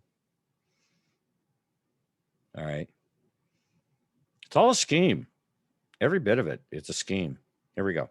The IRS claim to May elect was bogus and an outright fraud against the American people for all the reasons stated above. To facilitate the the so-called tax on the rich basically now includes every working American. The threshold has moved from $3,000 to a little more than $9,000 in over a century. The progressive tax rate now tops out at nearly 40%, and Congress is devising more and more schemes to raise it again. Okay. And they've revised this video as of, I believe this video was put out in 2019. Okay. So they've actually revised this since last time I actually looked at it. They've updated it. Departure from this quagmire, the only method was to utilize the revocation of election so that it was permanent and fully compliant with the IRS code that Congress created. Weiss and Associates developed the full document to accomplish this long-lasting outcome, again, with the blessing of Congress. The revocation of election allows each American national to reclaim their rightful status and to keep all their hard-earned income without paying for a tax they were never actually imposed with in the first place. Review our videos and Okay, so yeah, and he's talking about the revocation of election. Okay, so if you elected to do this, then there has to be a remedy. All right, you volunteered in, you can, there has to be a means for you to extract yourself from that as well. And that's what he's talking about here as far as the revocation of election. And you'll get some people, there's a lot of people out there, there's all kinds of controversy when it comes to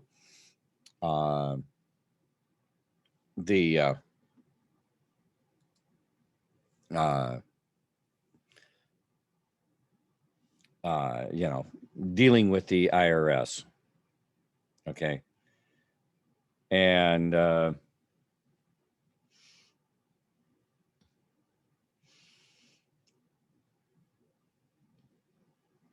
Grove Dodger, you have more than you know. Organic activate and 71 birth certificates, Queen of England.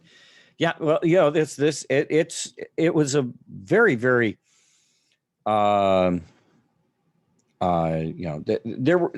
there's several different pieces to this whole puzzle.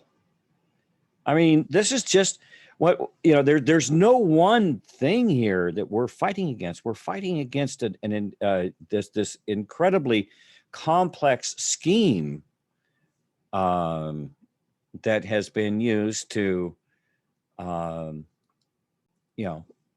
manipulate and maneuver you, and it's a spiritual and a propaganda war. It's a war of the mind,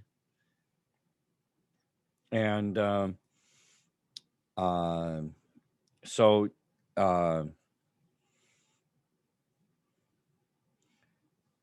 let's see here. Let's go to a comparison, the constitutional republic versus statutory United States. This is a PDF file. Okay. Here you have the constitutional republic, the 50 states. Constitution is law of the land, the constitutional United States. Then we have the District of Columbia. Constitution is not law in federal territory, the statutory United States. History and legislative intent of the 16th Amendment. Authenticated U.S. government information, GPO. All right. If there's an X in the box over here, that means it applies. Federal income tax is a direct tax and requires the rule of apportionment be imposed. Check mark. No check mark here. 16th Amendment, unconstitutional without rule of apportionment. Unconstitutional.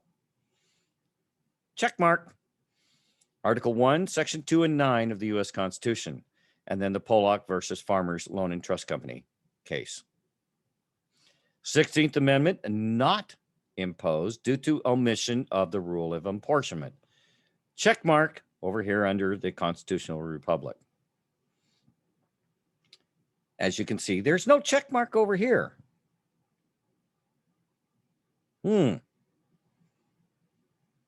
However, the 16th Amendment not require apportionment for federal jurisdiction. Check mark. Levy of the federal income tax via 16th Amendment imposed. Check mark. Legislative intent of the 16th Amendment. The 16th Amendment levied only upon national government and territorial jurisdiction. Check mark. District of Columbia. Check yard. Congressional Record of the United States Senate, June 16th, 1909, pages 3344 and 3345. USSC held federal income tax to be a direct tax and therefore, that's the United States Supreme Court, by the way, therefore, not within the power of the federal government to impose unless apportioned. The decision of the Supreme Court deprived the national government of a power by reason of previous decisions of the court. It was generally supposed that the government had We covered that already this evening. I therefore recommend to Congress that both houses, this was Taft and his message to the Senate, or to the Congress, that both houses apply this stuff. Okay. Sorry, I forgot didn't realize I wasn't sharing that. Here we go. All right. So here you see, here's the constitutional republic. Here's Washington, D.C. And remember the flag. Let's just talk about the flag for her. This is the flag of the District of Columbia. 3 stars. The Vatican, London, Washington, D.C. That's what the 3 stars stand for. Basically, that's the cabal. Those are the 3 nodes of the cabal. All right. And DC is one of them. All right. So, I'm going in the check marks. Okay. Here's, all these check marks under the constitutional republic for federal income tax. 16th Amendment unconstitutional. 16th Amendment not imposed due to omission for, that's a check mark over here. 16th Amendment not required apportionment. Okay. So perfectly fine. Yeah. 16th Amendment, tax away. Got full jurisdiction. Levy of federal income tax via the 16th Amendment imposed. Check mark over here. 16th Amendment levied only upon the national government, territorial jurisdiction. Check mark over here. There is nothing over here on the 50 states. Then the statutory United States, that's these guys over here. Federal income tax imposition imposition and for IRS jurisdiction. Oh, check mark over here. Nothing over here in the 50 states. United States means only the District of Columbia, IRC, Internal Revenue Code 7408D. Check mark. United States jurisdiction defined as DC and U.S. territories. 3C AM jurisdiction, second section 2689.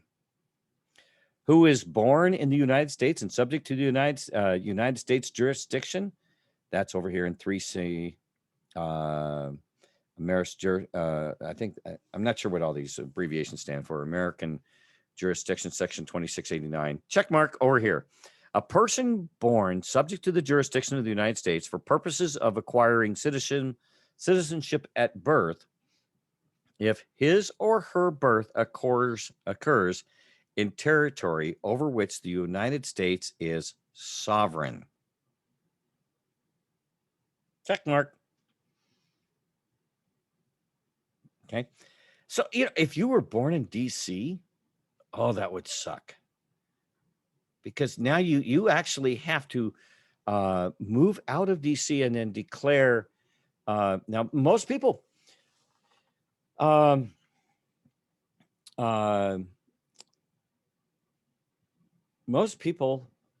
would say, if anybody is a U.S., an American, I was born in the capital city. But if you were born within that territory, and that's where your birth is registered, oh boy. I'm not sure. I've never really looked into that. I've had the question, but I've never really looked into that. How do you get out of that nightmare? Because boy, they got you by the cojones there, I think. I don't know. You'd have to emigrate to one of the 50 states. All right. And but if you were born in one of the 50 states, and that's where your birth is confirmed. Now, I'm not going to, I would like to see people trying to get away from that birth registration, that birth certificate, because, when you register something,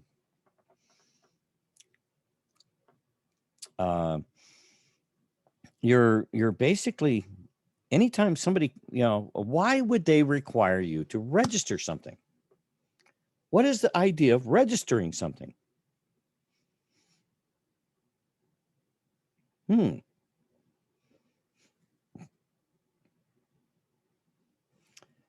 What does the term register mean? Let's go play with that for a second. Let's see. Definition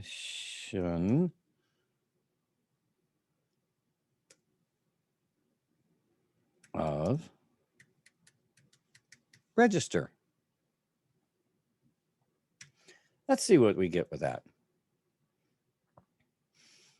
Let's just go with Merriam-Webster for the moment. A written record containing regular entries of items or details, a book or system of public records, a roster of qualified or available individuals.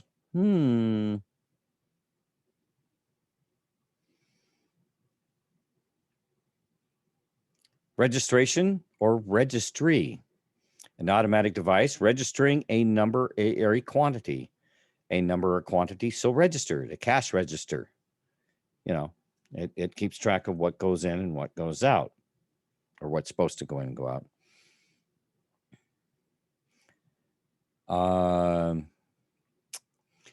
Definition, registered, registering, transitive verb, to make or secure official entry of in a register, to enroll formally, especially as a voter or student, to record automatically, to indicate, to make a record of, note, perceive, comprehend, to make or adjust so as to correspond exactly, to secure special protection for a piece of mail by a prepayment of a fee, to convey an expression of, okay, to enroll one's name in a register, like at the hotel. You're registered at the hotel.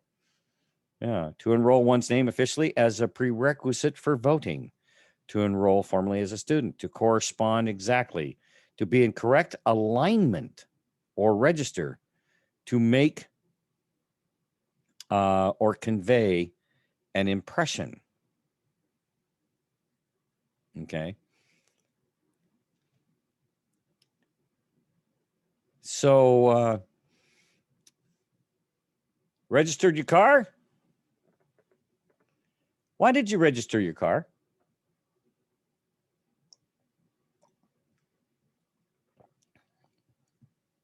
Why did you register your car?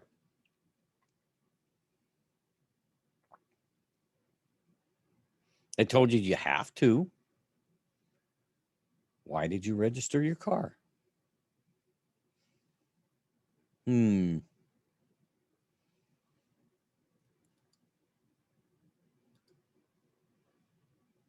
Why is your birth certificate? Is it registered?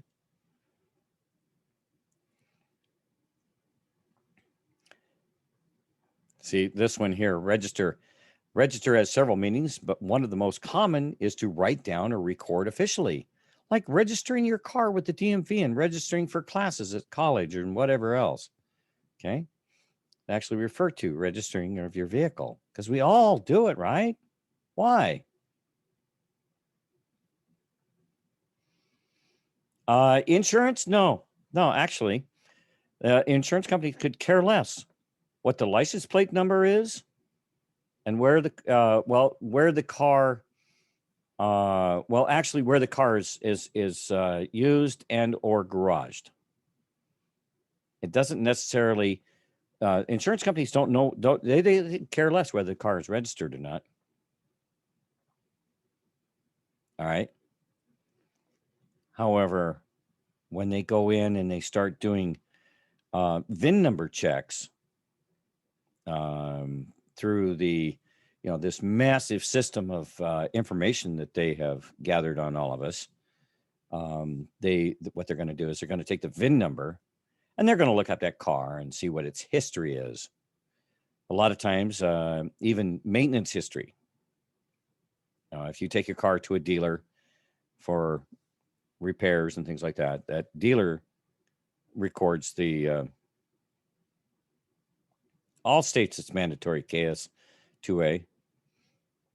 insurance is mandatory. But to what extent is your insurance mandatory?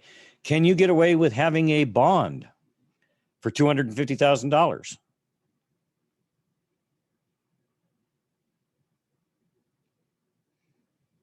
Because in a lot of states, you can actually go out and get a bond for $250,000, and that counts for your insurance.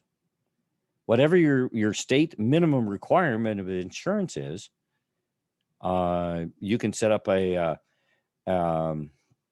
you can actually have an account set up in your name, and as long as you can, it's called fiduciary responsibility, financial responsibility.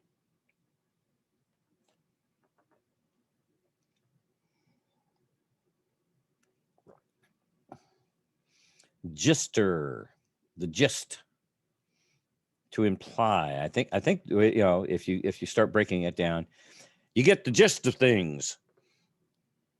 You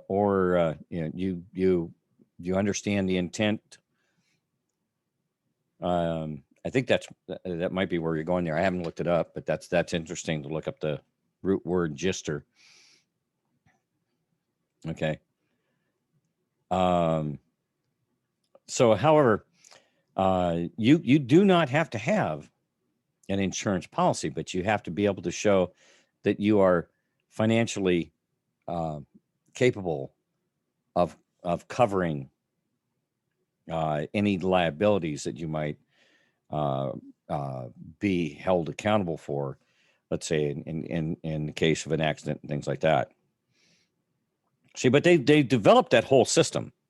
That whole system has been developed in order to, again, it's somewhat of a scam. It definitely is, because they have complicated things to such an extent when we're talking about court cases, because that insurance contract, they agreed to go to court and fight out, your insurance company and the other person. Let's say you have a car accident, somebody is injured, there's bodily injury, maybe not all that serious, but there's some bodily injury going on. There's obviously property damage to vehicles. All right. And you've got this coverage on your policy. And, if you had to deal with that yourself without your insurance company and take care of all of that stuff, okay, you're going to end up in court, most likely, because the other person going to say, no, this and this and this and blah, blah, blah, blah, blah, blah, blah. However, the idea of insurance is kind of good, but it's been convoluted. It's been bastardized they've morphed it into the worst thing well, it's not quite the worst thing that it can be. But they're working on it, getting it there to the worst thing that they can be. It's kind of a good idea. A bunch of people get together, put their money into a single pot, and as long as everybody doesn't have an accident all at the same time, and they drain the pot, one person gets into trouble, there's some money there. It pays for a lawyer to, if there's unreasonable claims being made, or, extenuating circumstances and everything. But both parties agree to limit their involvement up to a particular amount. But that's not guaranteed.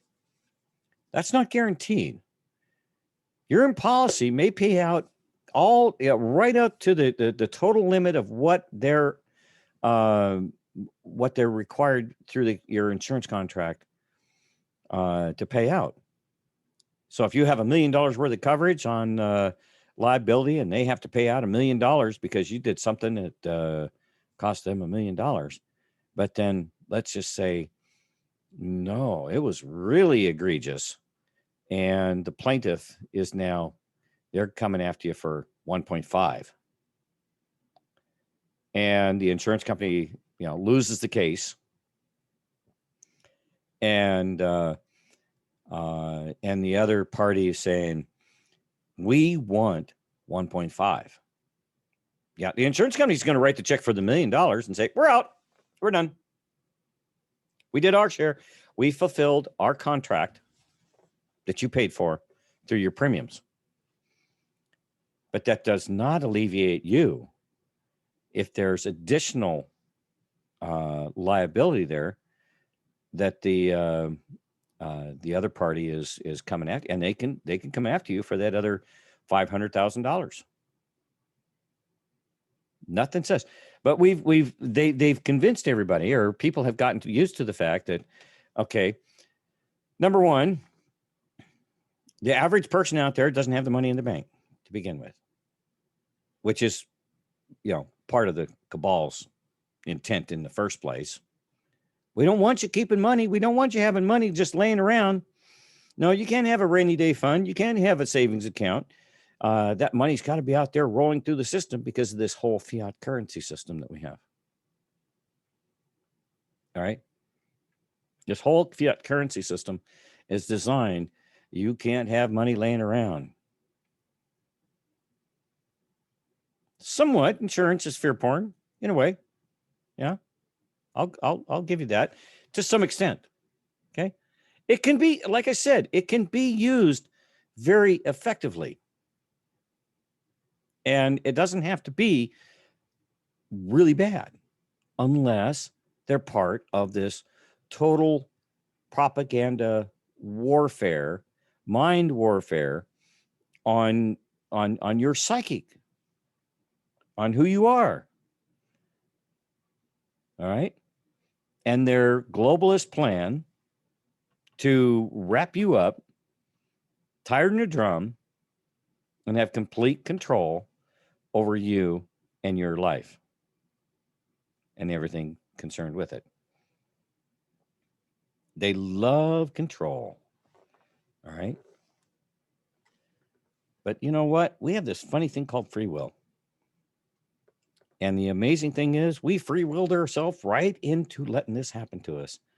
I mean, they threw every trick in the book to us. They have gone over the top to get us to help gild the cage, build our cage. You've heard me refer to that before. This is all part of building the cage. We helped them do it. And they got us to do it by hook or crook. Again, I was listening to, I don't know if you guys, there was a young man on Monkeyworks the other day. And he had worked in the White House. Young guy, he's under 30 years of age. He's like in his late 20s. Smart guy. And he brought something up that I thought was a great analogy. And we've been saying by any means necessary. These people are gonna do all this by any means necessary, right? And what that means is that, nothing matters, except the outcome. Okay. And by any means necessary, I'm going to get to the top of that mountain. Even to the point if I have to blow up the mountain and bring the top of that mountain down here. By any means necessary. Does it mean that you can lie, cheat, steal, murder? Sure it does. By any means necessary to accomplish the goal. They will leave no stone unturned.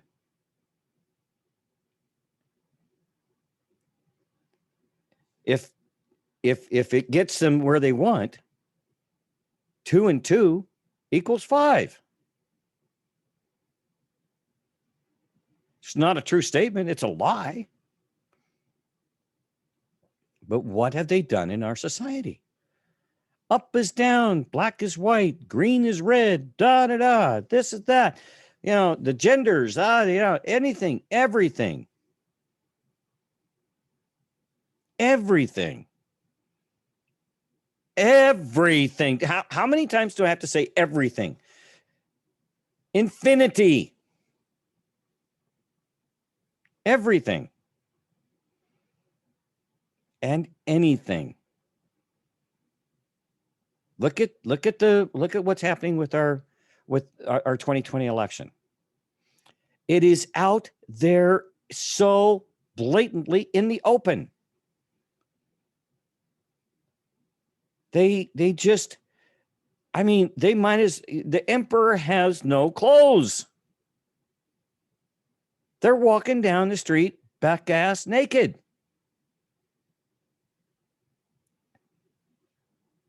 And they're telling you they're ready for the Princess Ball.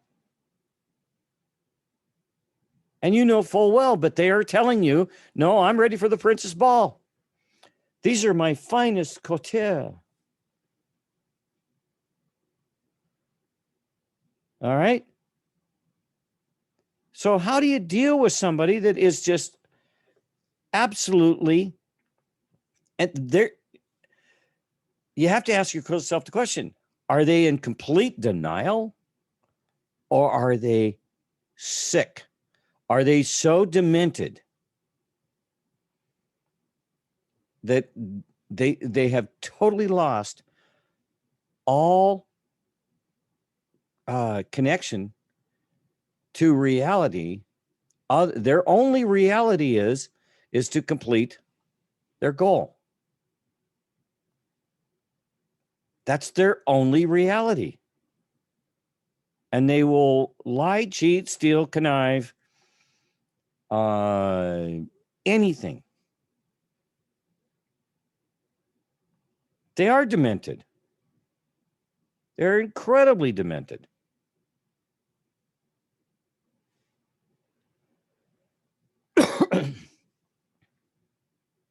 And if they want to be sneaky and cute and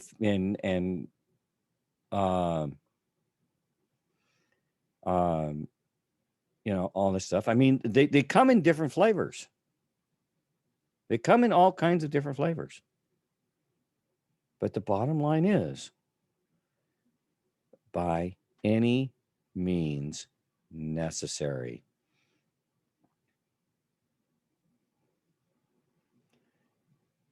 They will drop bombs. They will kill children. They will, you know, and that's the thing. They are so sick, so warped in the head that these people will absolutely just defile an innocent child. Okay? They will kill hundreds of thousands of people. They will, I mean, let your imagination run. Because they really do follow the rule or the lack of the rule, more their mantra, by any means necessary to achieve the goal.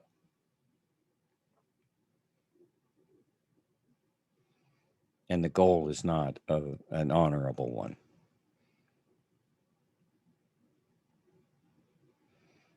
But it's control and power. That's what they seek to achieve. Control and power.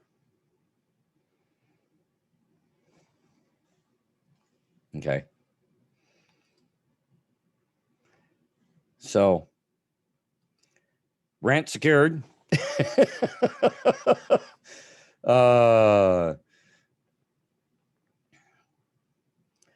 Got another video here for you. After that little rant there, maybe you need a little video here. Let's go learn about Bernays propaganda and the federal income tax.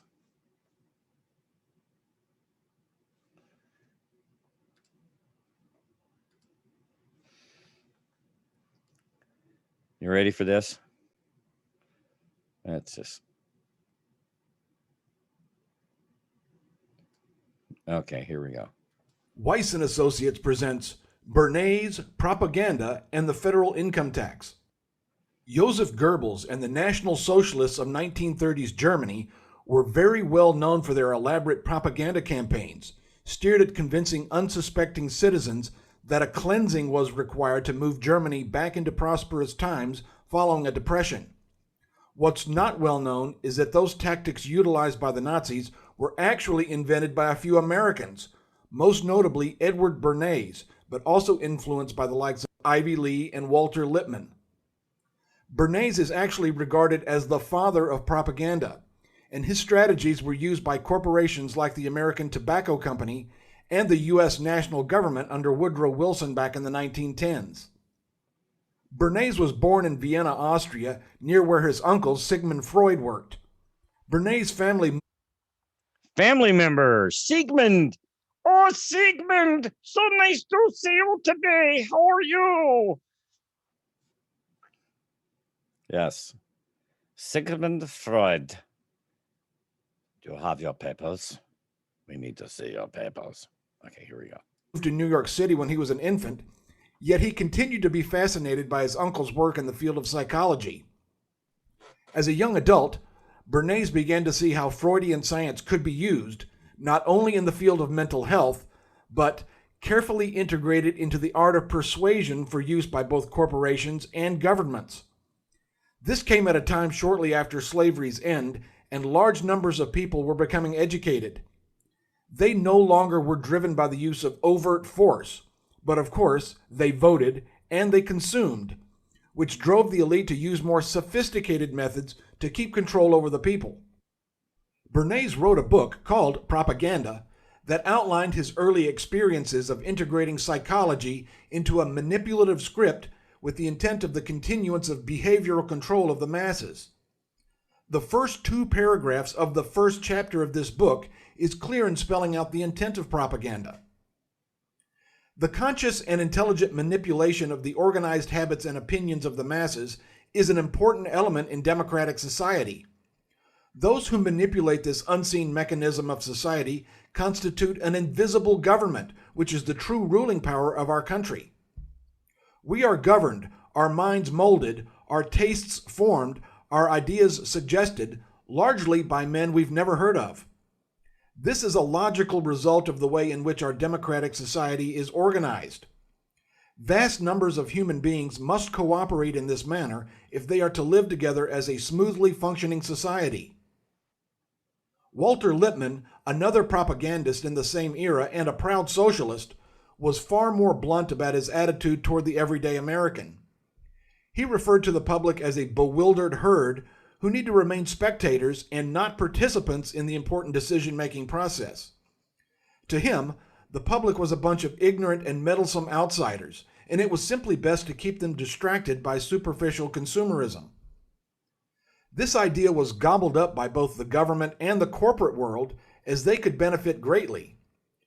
Not only are the unwashed masses distracted away from the important issues, but excessive consumerism could also drain them of whatever wealth they happen to accumulate thanks to the Industrial Revolution. These pitchmen experienced immediate success in casting their spell on the public. Bernays teamed with the American Tobacco Company, makers of the Lucky Strike cigarette, in an effort to make it stylish for women to smoke. In the late 20s, it was considered taboo for women to smoke in public, but Bernays went about an elaborate campaign to change all that. He hired attractive women to walk in an Easter parade in New York City while smoking cigarettes. This was crafted in conjunction with the women's liberation movement and was dubbed Torches of Freedom. When a study revealed that women didn't like the green packaging on Lucky Strikes, and the company deemed it too expensive to change the color, Bernays concocted a plan to instead make green the fashion color of the year. He held a green gala at the Waldorf Astoria and recruited the help of the press. Bernays and Lippmann worked together with the Woodrow Wilson administration in 1917, along with journalist George Creel, to form the Committee on Public Information in order to help shape public support for World War I. This included hiring over 100 artists who created thousands of designs for paintings, posters, and cartoons, aimed at instilling patriotism, fear, and support for winning the war. It was an immensely successful venture, and needless to say, others took notice. The Bolsheviks tried similar tactics after the Russian Revolution around the same time, and Nazi Germany took propaganda to a whole other level during the turbulent 30s. Joseph Goebbels was Hitler's Minister of Propaganda and was an ardent fan of Bernays' work. Goebbels was a struggling author and journalist, but took particular interest in the literary works of socialists Karl Marx and Friedrich Engels. He latched on to the charismatic Adolf Hitler and found ways to integrate Bernays' strategies into a collectivist mindset. Of course, the Nazis were notorious liars, and propaganda got a bad name following the end of World War II in the 40s. By any means necessary. But Bernays was still at the height of his profession in the U.S. Propaganda was rebranded as Public Relations, and the Department of War was changed to the Department of Defense. Perhaps his crowning achievement in mixing the worlds of corporate business with government control came in the 50s when he worked with the United Fruit Company. The company had a business cultivating bananas in Guatemala, and it came under threat of nationalization during a change of government. Bernays' efforts were backed by the famous Dulles brothers, Alan and John Foster, who were stakeholders in the company and also held high public offices within the U.S. government. With help from Bernays, articles were written and placed in prominent newspapers, and the democratic changes in Guatemalan government suddenly became a popular topic among these opinion molders. Later that decade, the CIA staged a coup d'etat to overthrow the current Guatemalan government and appoint a new president viewed more favorably by the Dulles brothers and the corporate elite. The corporate control over the Guatemalan banana industry was preserved. Currently, the United Fruit Company operates under the Chiquita brand. Today, we are still the target of strategies once practiced by these manipulators of information and molders of public opinion. Hillary Clinton used a similar term to bewildered herd in her expression that most Americans are made up in a subclass she referred to as deplorables. By these PR specialists, the public was viewed as useless eaters who are largely driven by their base instincts and carnal urges instead of careful consideration. Thus, in the view of the so-called intellectuals, it was the purpose of the elite to shape those opinions for the good of society and recover a lot of the money they handed out for manual labor. Bernays wrote, "Intelligent men must realize that propaganda is the modern instrument by which they can fight for productive ends and help to bring order out of chaos."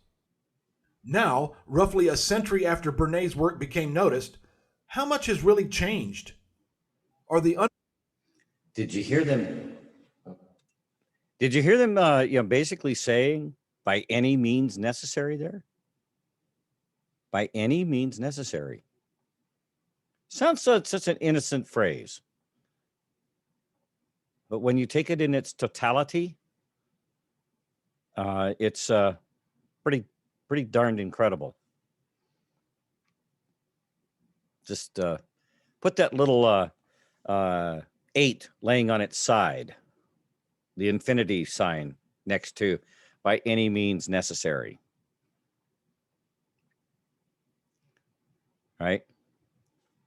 brainwashed masses still wrapped up in consumerism, or have they instead turned to critical thinking and questioning the narrative? In some ways, it's gotten better for the people, and in other ways, it's gotten worse. The brainwashing tactics have become more noticeable, and more people are finally waking up to the fact that they've been the target of an extensive psychological experiment. Although many millions have endeavored into the realm of a moral compass and reject the base urges that plague mankind, we are nonetheless under a bombardment of carefully crafted advertising and political messaging aimed at keeping the people as mere pawns in a game of global chess. Regarding the topic of income taxation, we can clearly see how similar messaging has been successful at convincing millions that a voluntary direct tax is obligatory, that all U.S. citizens are required to file a Form 1040, and that it's our patriotic duty to pay the federal income tax. How many people out there? Yes, that brings up a very interesting point. If are most people convinced that if these are tax cheats, tax evaders, they are this and that whenever they push back against the federal income tax and all these other taxes that they levy upon us. All right. So, look at what they're doing to the patriot movement right now. Look at the verbiage that's being used in the articles. Look at what they're trying to do as far as pushing this whole idea that if you are pushing back against all of this government regulation, all this other stuff, you're not going to go along with the rest of these people. Look at what they did in Nazi Germany. The people that were pushed back against all of this stuff. Okay, they were brutal. They have littered the history with people who have been genocided. We're talking about genocide. We've heard about the FEMA camps, the guillotines, the re-education camps, all of this to scare and fear porn people into believing that you either, if you're, these people who are not going to go along, those of you that are going to go along, you need to rat out on these other people. You need to turn them in. Okay? It's patriotic to pay your taxes. It's patriotic, to do this. And to do otherwise, you are a rebel. You are not one of the good guys in their estimation, in their definition. When you see that kind of stuff, go back and read Rules for Radicals. What do you do to your enemy? You isolate them, you highlight them, and then you demean them, and you make them the enemy. Not only, you don't make them your enemy, you make them everyone else's enemy. All right? That's the rules for radicals. That's how they get away with this game. Let's keep going here. This, of course, flies in the face of facts, the law, basic morality, and the clear vision of our founding fathers who knew the dangers of a direct tax and how it could be used to rob the everyday person of life, liberty, and the pursuit of happiness. In the minds of the elite, the less disposable income we have, the easier it is to organize their desired society and make even more money for themselves.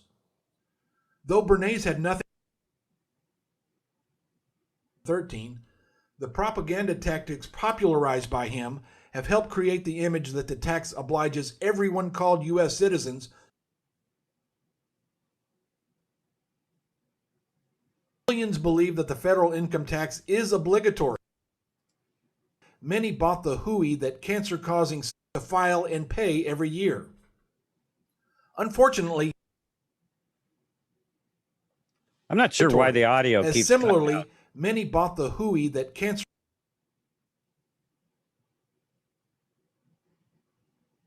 means of protecting our liberties. When will the lies end?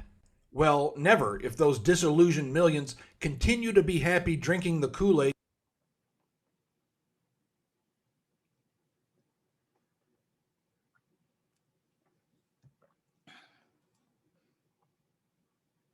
Okay, I'm not sure why the audio on this The keeps false cutting narrative out. is backed up by the mainstream.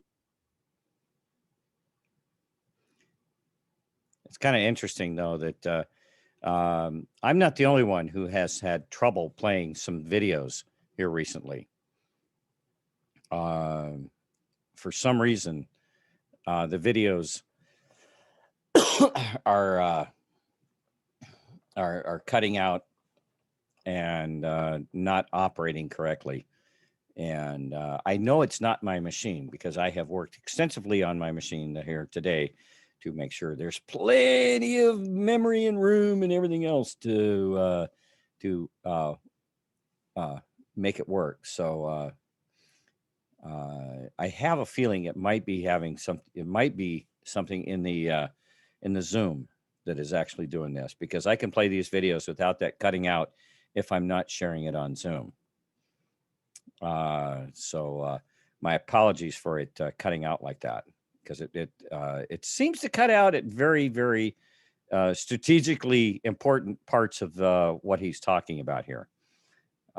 So we'll roll it back here and see if we can get through that without it cutting out important phrases.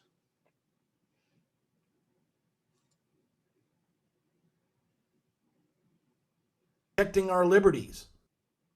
When will the lies end? Well, never, if those disillusioned millions continue to be happy drinking the Kool-Aid given to them over and over. But there is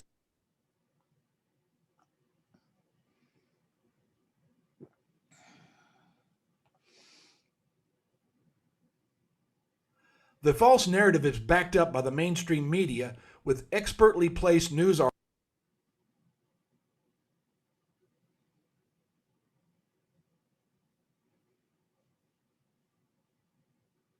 Correct, some of which aren't, but certainly nearly all of the messaging supports the elite's network of profit-taking and control. Okay, hang on a second. I'm going to try something here.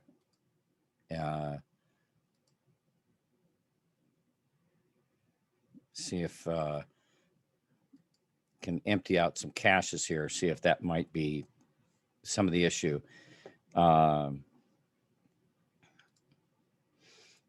Let me just check to see on a couple of things here. Interesting. Yeah. It has nothing to do with the memory on the machine, but it's working the heck out of my CPU. Just running this video is working a crap load out of my CPU on the computer here. How do you do that? You have a bunch of stuff needlessly running in the program. All right. It could be the YouTube site is just hammering the CPU. All right.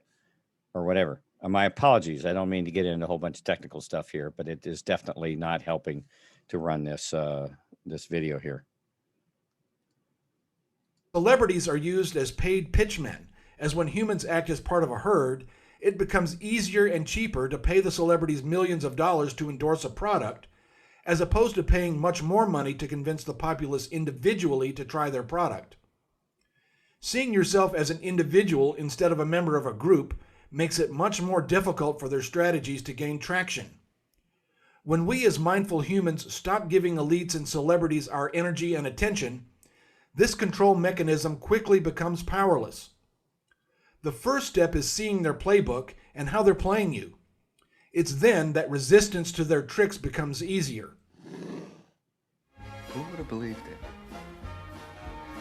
You, an IRS agent? Death and taxes. The revocation of election process can help remedy that. It's a method provided by the U.S. Congress to lawfully exit the U.S. tax club.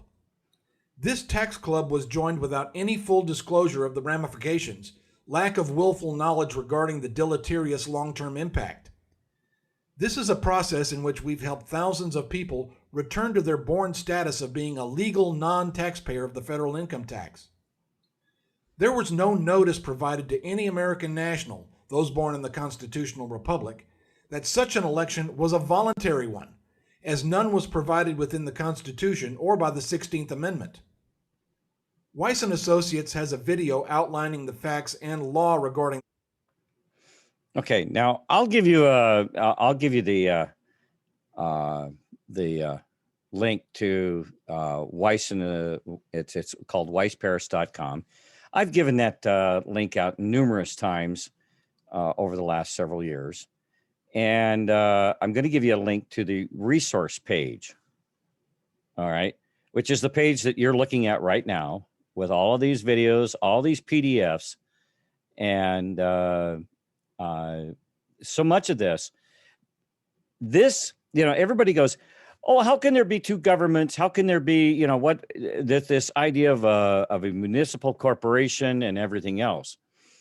Is it real? Is it really real?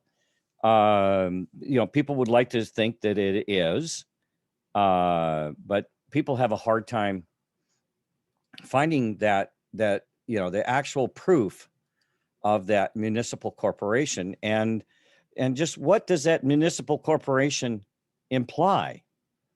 What does it actually? What does it mean? Well, the proof is what I've been showing you here tonight. The proof is in how they set up the IRS and how they created these jurisdictions and how they got around, how they, you saw how they got around the original Constitution, the organic Constitution. All right. And the only way they did that was to create two separate jurisdictions. All right. They used the fact that there were two separate jurisdictions, and then they blurred through propaganda and fraud when it came to implementing the IRS code and who it was actually applicable to. All right. They blurred that jurisdictional separation, and then went on from there to create the IRS, and then through this, what you've seen here in the last part, the propaganda, the marketing, the implementing this whole scheme against the American people. All right. And so you're going to find United States of American corporate. You're going to find all different ones. Okay. Let me see if I think we got about 15 minutes left. And let me see.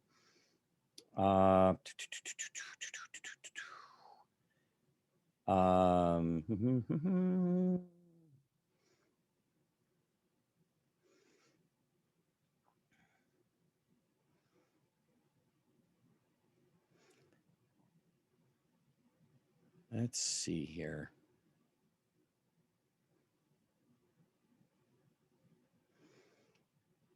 Let me, I know they cover it in here. I just got to remember what was the name of the video.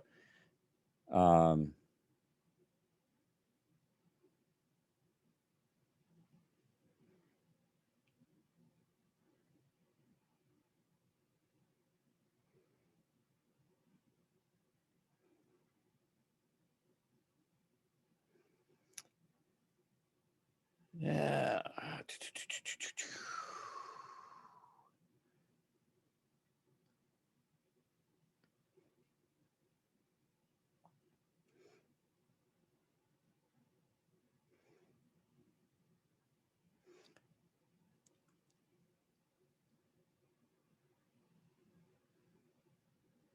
What I'm looking for here is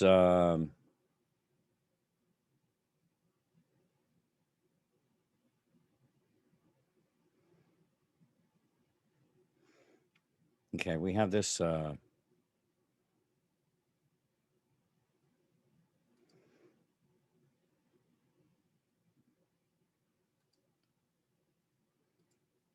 this PDF document here. Okay, I'm not sure if this will do it.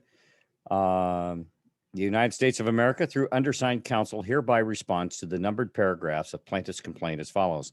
The United States is without information or knowledge sufficient to form a belief as to the truth of the allegations contained in paragraph 1, and on that basis denies the allegations.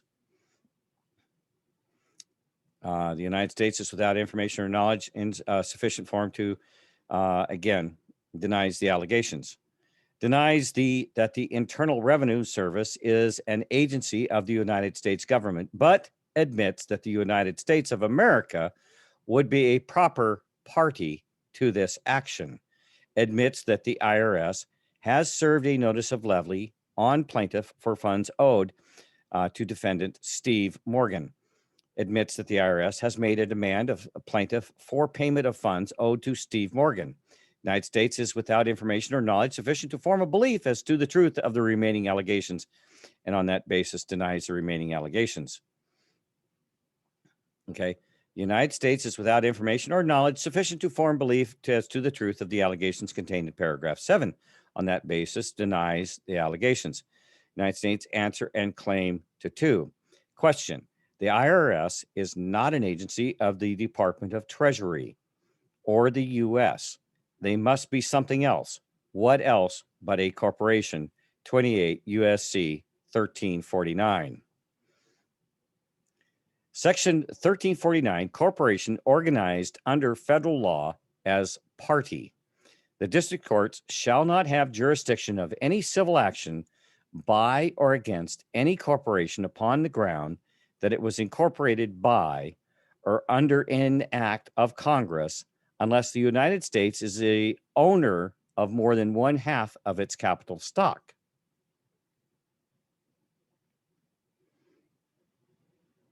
Okay. You got to kind of wheedle your brain around that one. Okay. But what are they implying here? The corporation organized under federal law as party. They're a party to. They are admitting to being a party to. That's what it's saying here. And the district courts shall not have jurisdiction of any civil action by or against any corporation upon the ground that it was incorporated by or under an act of Congress, unless the United States is the owner of more than 1/2 of its capital stock. So what they're saying here, and denies that the Internal Revenue Service is an agency of the United States government, but admits that the United States of America would be a proper party to this action. Back down here. All right. Corporation organized under federal law as party. So basically what they're doing is they're admitting that. All right. And the plaintiff was Diversified Metal Products Incorporated. Plaintiff, Tebow Company Trust, International Revenue Service, and Steve Morgan.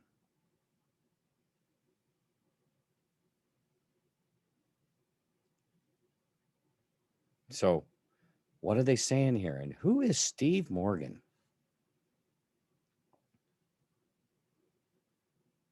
Because admits that the IRS has served a notice of levy on plaintiff for funds owed to defendant Steve Morgan.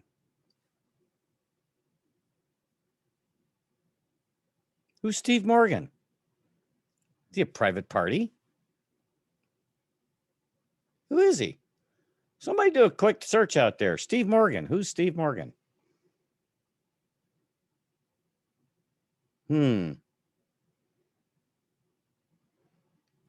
Does he have anything to do with the IRS?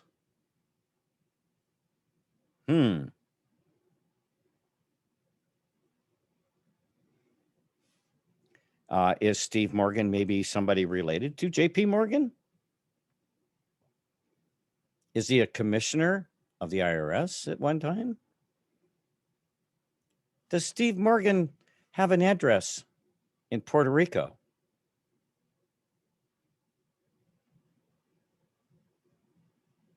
That would be a fun one to look up.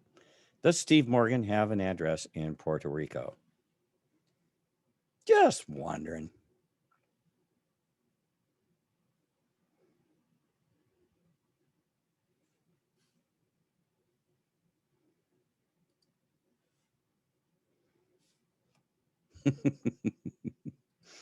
Oh, yeah.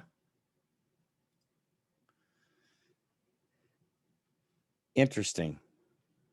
I mentioned does Steve Morgan have an address in Puerto Rico, and all of a sudden my notes program shut down. Oh, it could be just a coincidence, but or maybe not. Wait a minute. They're not supposed to be any coincidences, right? How interesting is that? Oh, here we go. Let's take a look at this. Balzac versus people of Puerto Rico, U.S. Supreme Court. 2 cases. Mr. Chief Justice Taft delivered the opinion in court. There are 2 prosecutions for criminal libel brought against the same defendant, Jesus M. Balzac,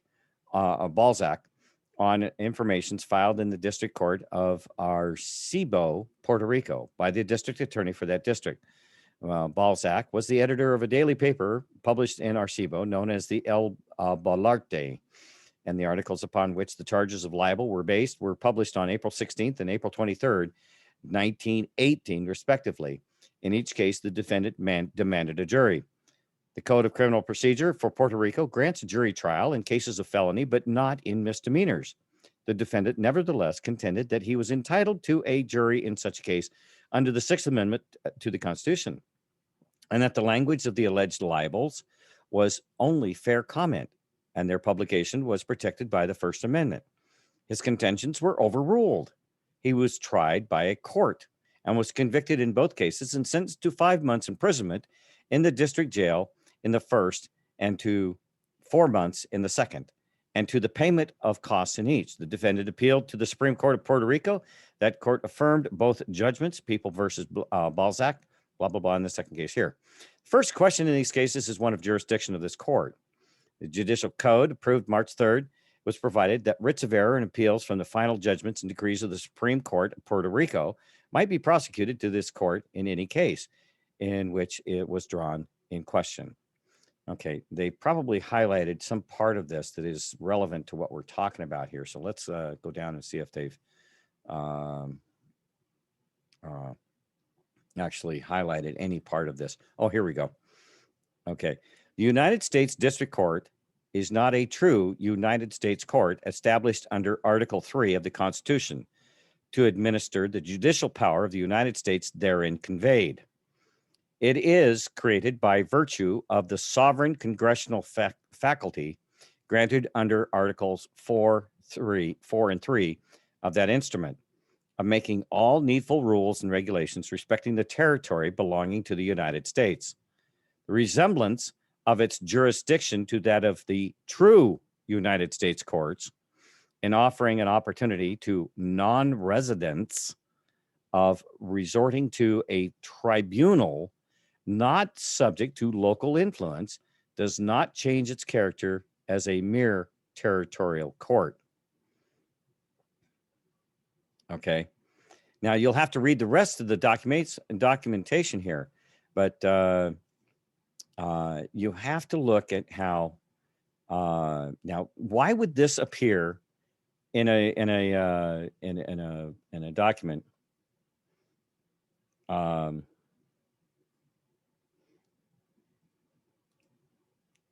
Let me get a copy of that link there, Stoli.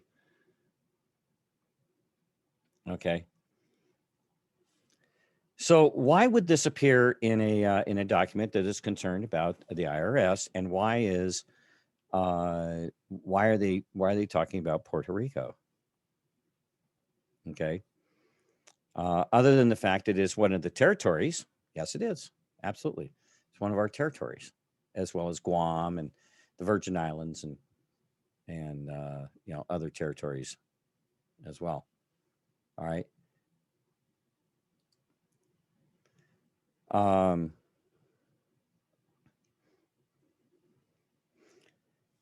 Let's see here.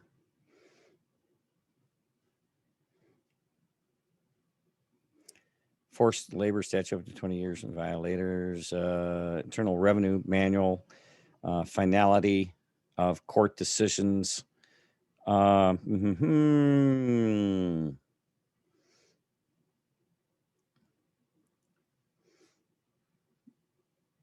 let's see. Federal rules of criminal procedures and acts of Congress and state. Like I said, you've got a link to this. If you want to dig and dive and read through some of this, this is very informative, because a lot of the things that have been, kind of hazed over in some of the other stuff that we've studied.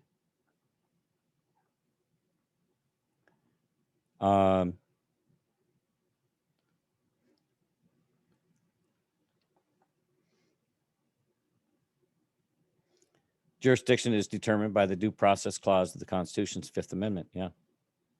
Okay. Due process.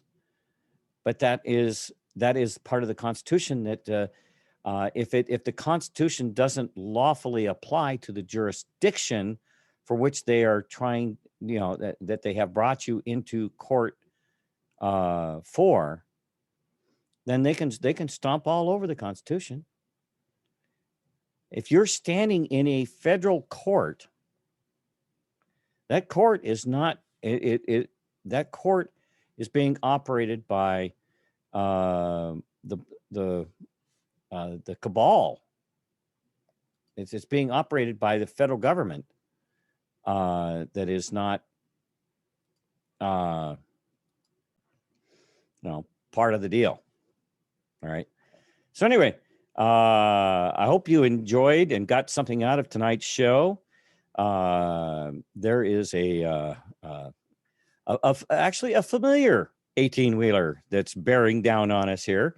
And so how about y'all jump back on board the TR-3B, and we'll make our way back to our point of departure. And we'll turn it over to our good friend and fellow patriot, Mr. Rooster Cogbert. So stand by here, and we'll turn this rig around and get ourselves back home. Thank you for joining me tonight. I hope you've gotten something out of tonight's discussion. I've kept it interesting enough that y'all stayed awake. At least 1,400 of you are still awake or whatever. But I want to say thank you for joining me again tonight.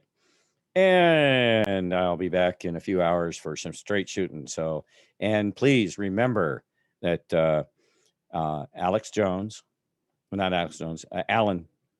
Jones and Mary Fanning and Dr. Shiva will be Dan Happel's guest tomorrow on his Connecting the Dots show, which will be immediately following the straight shooting show in the morning. So get your coffee ready. And I think you'll find that show extremely interesting. Here we go, guys. Buckle them up and make sure your seat backs are in the upright position and your tables are in the upright position and all your gear stowed away. We'll be back home in a few minutes.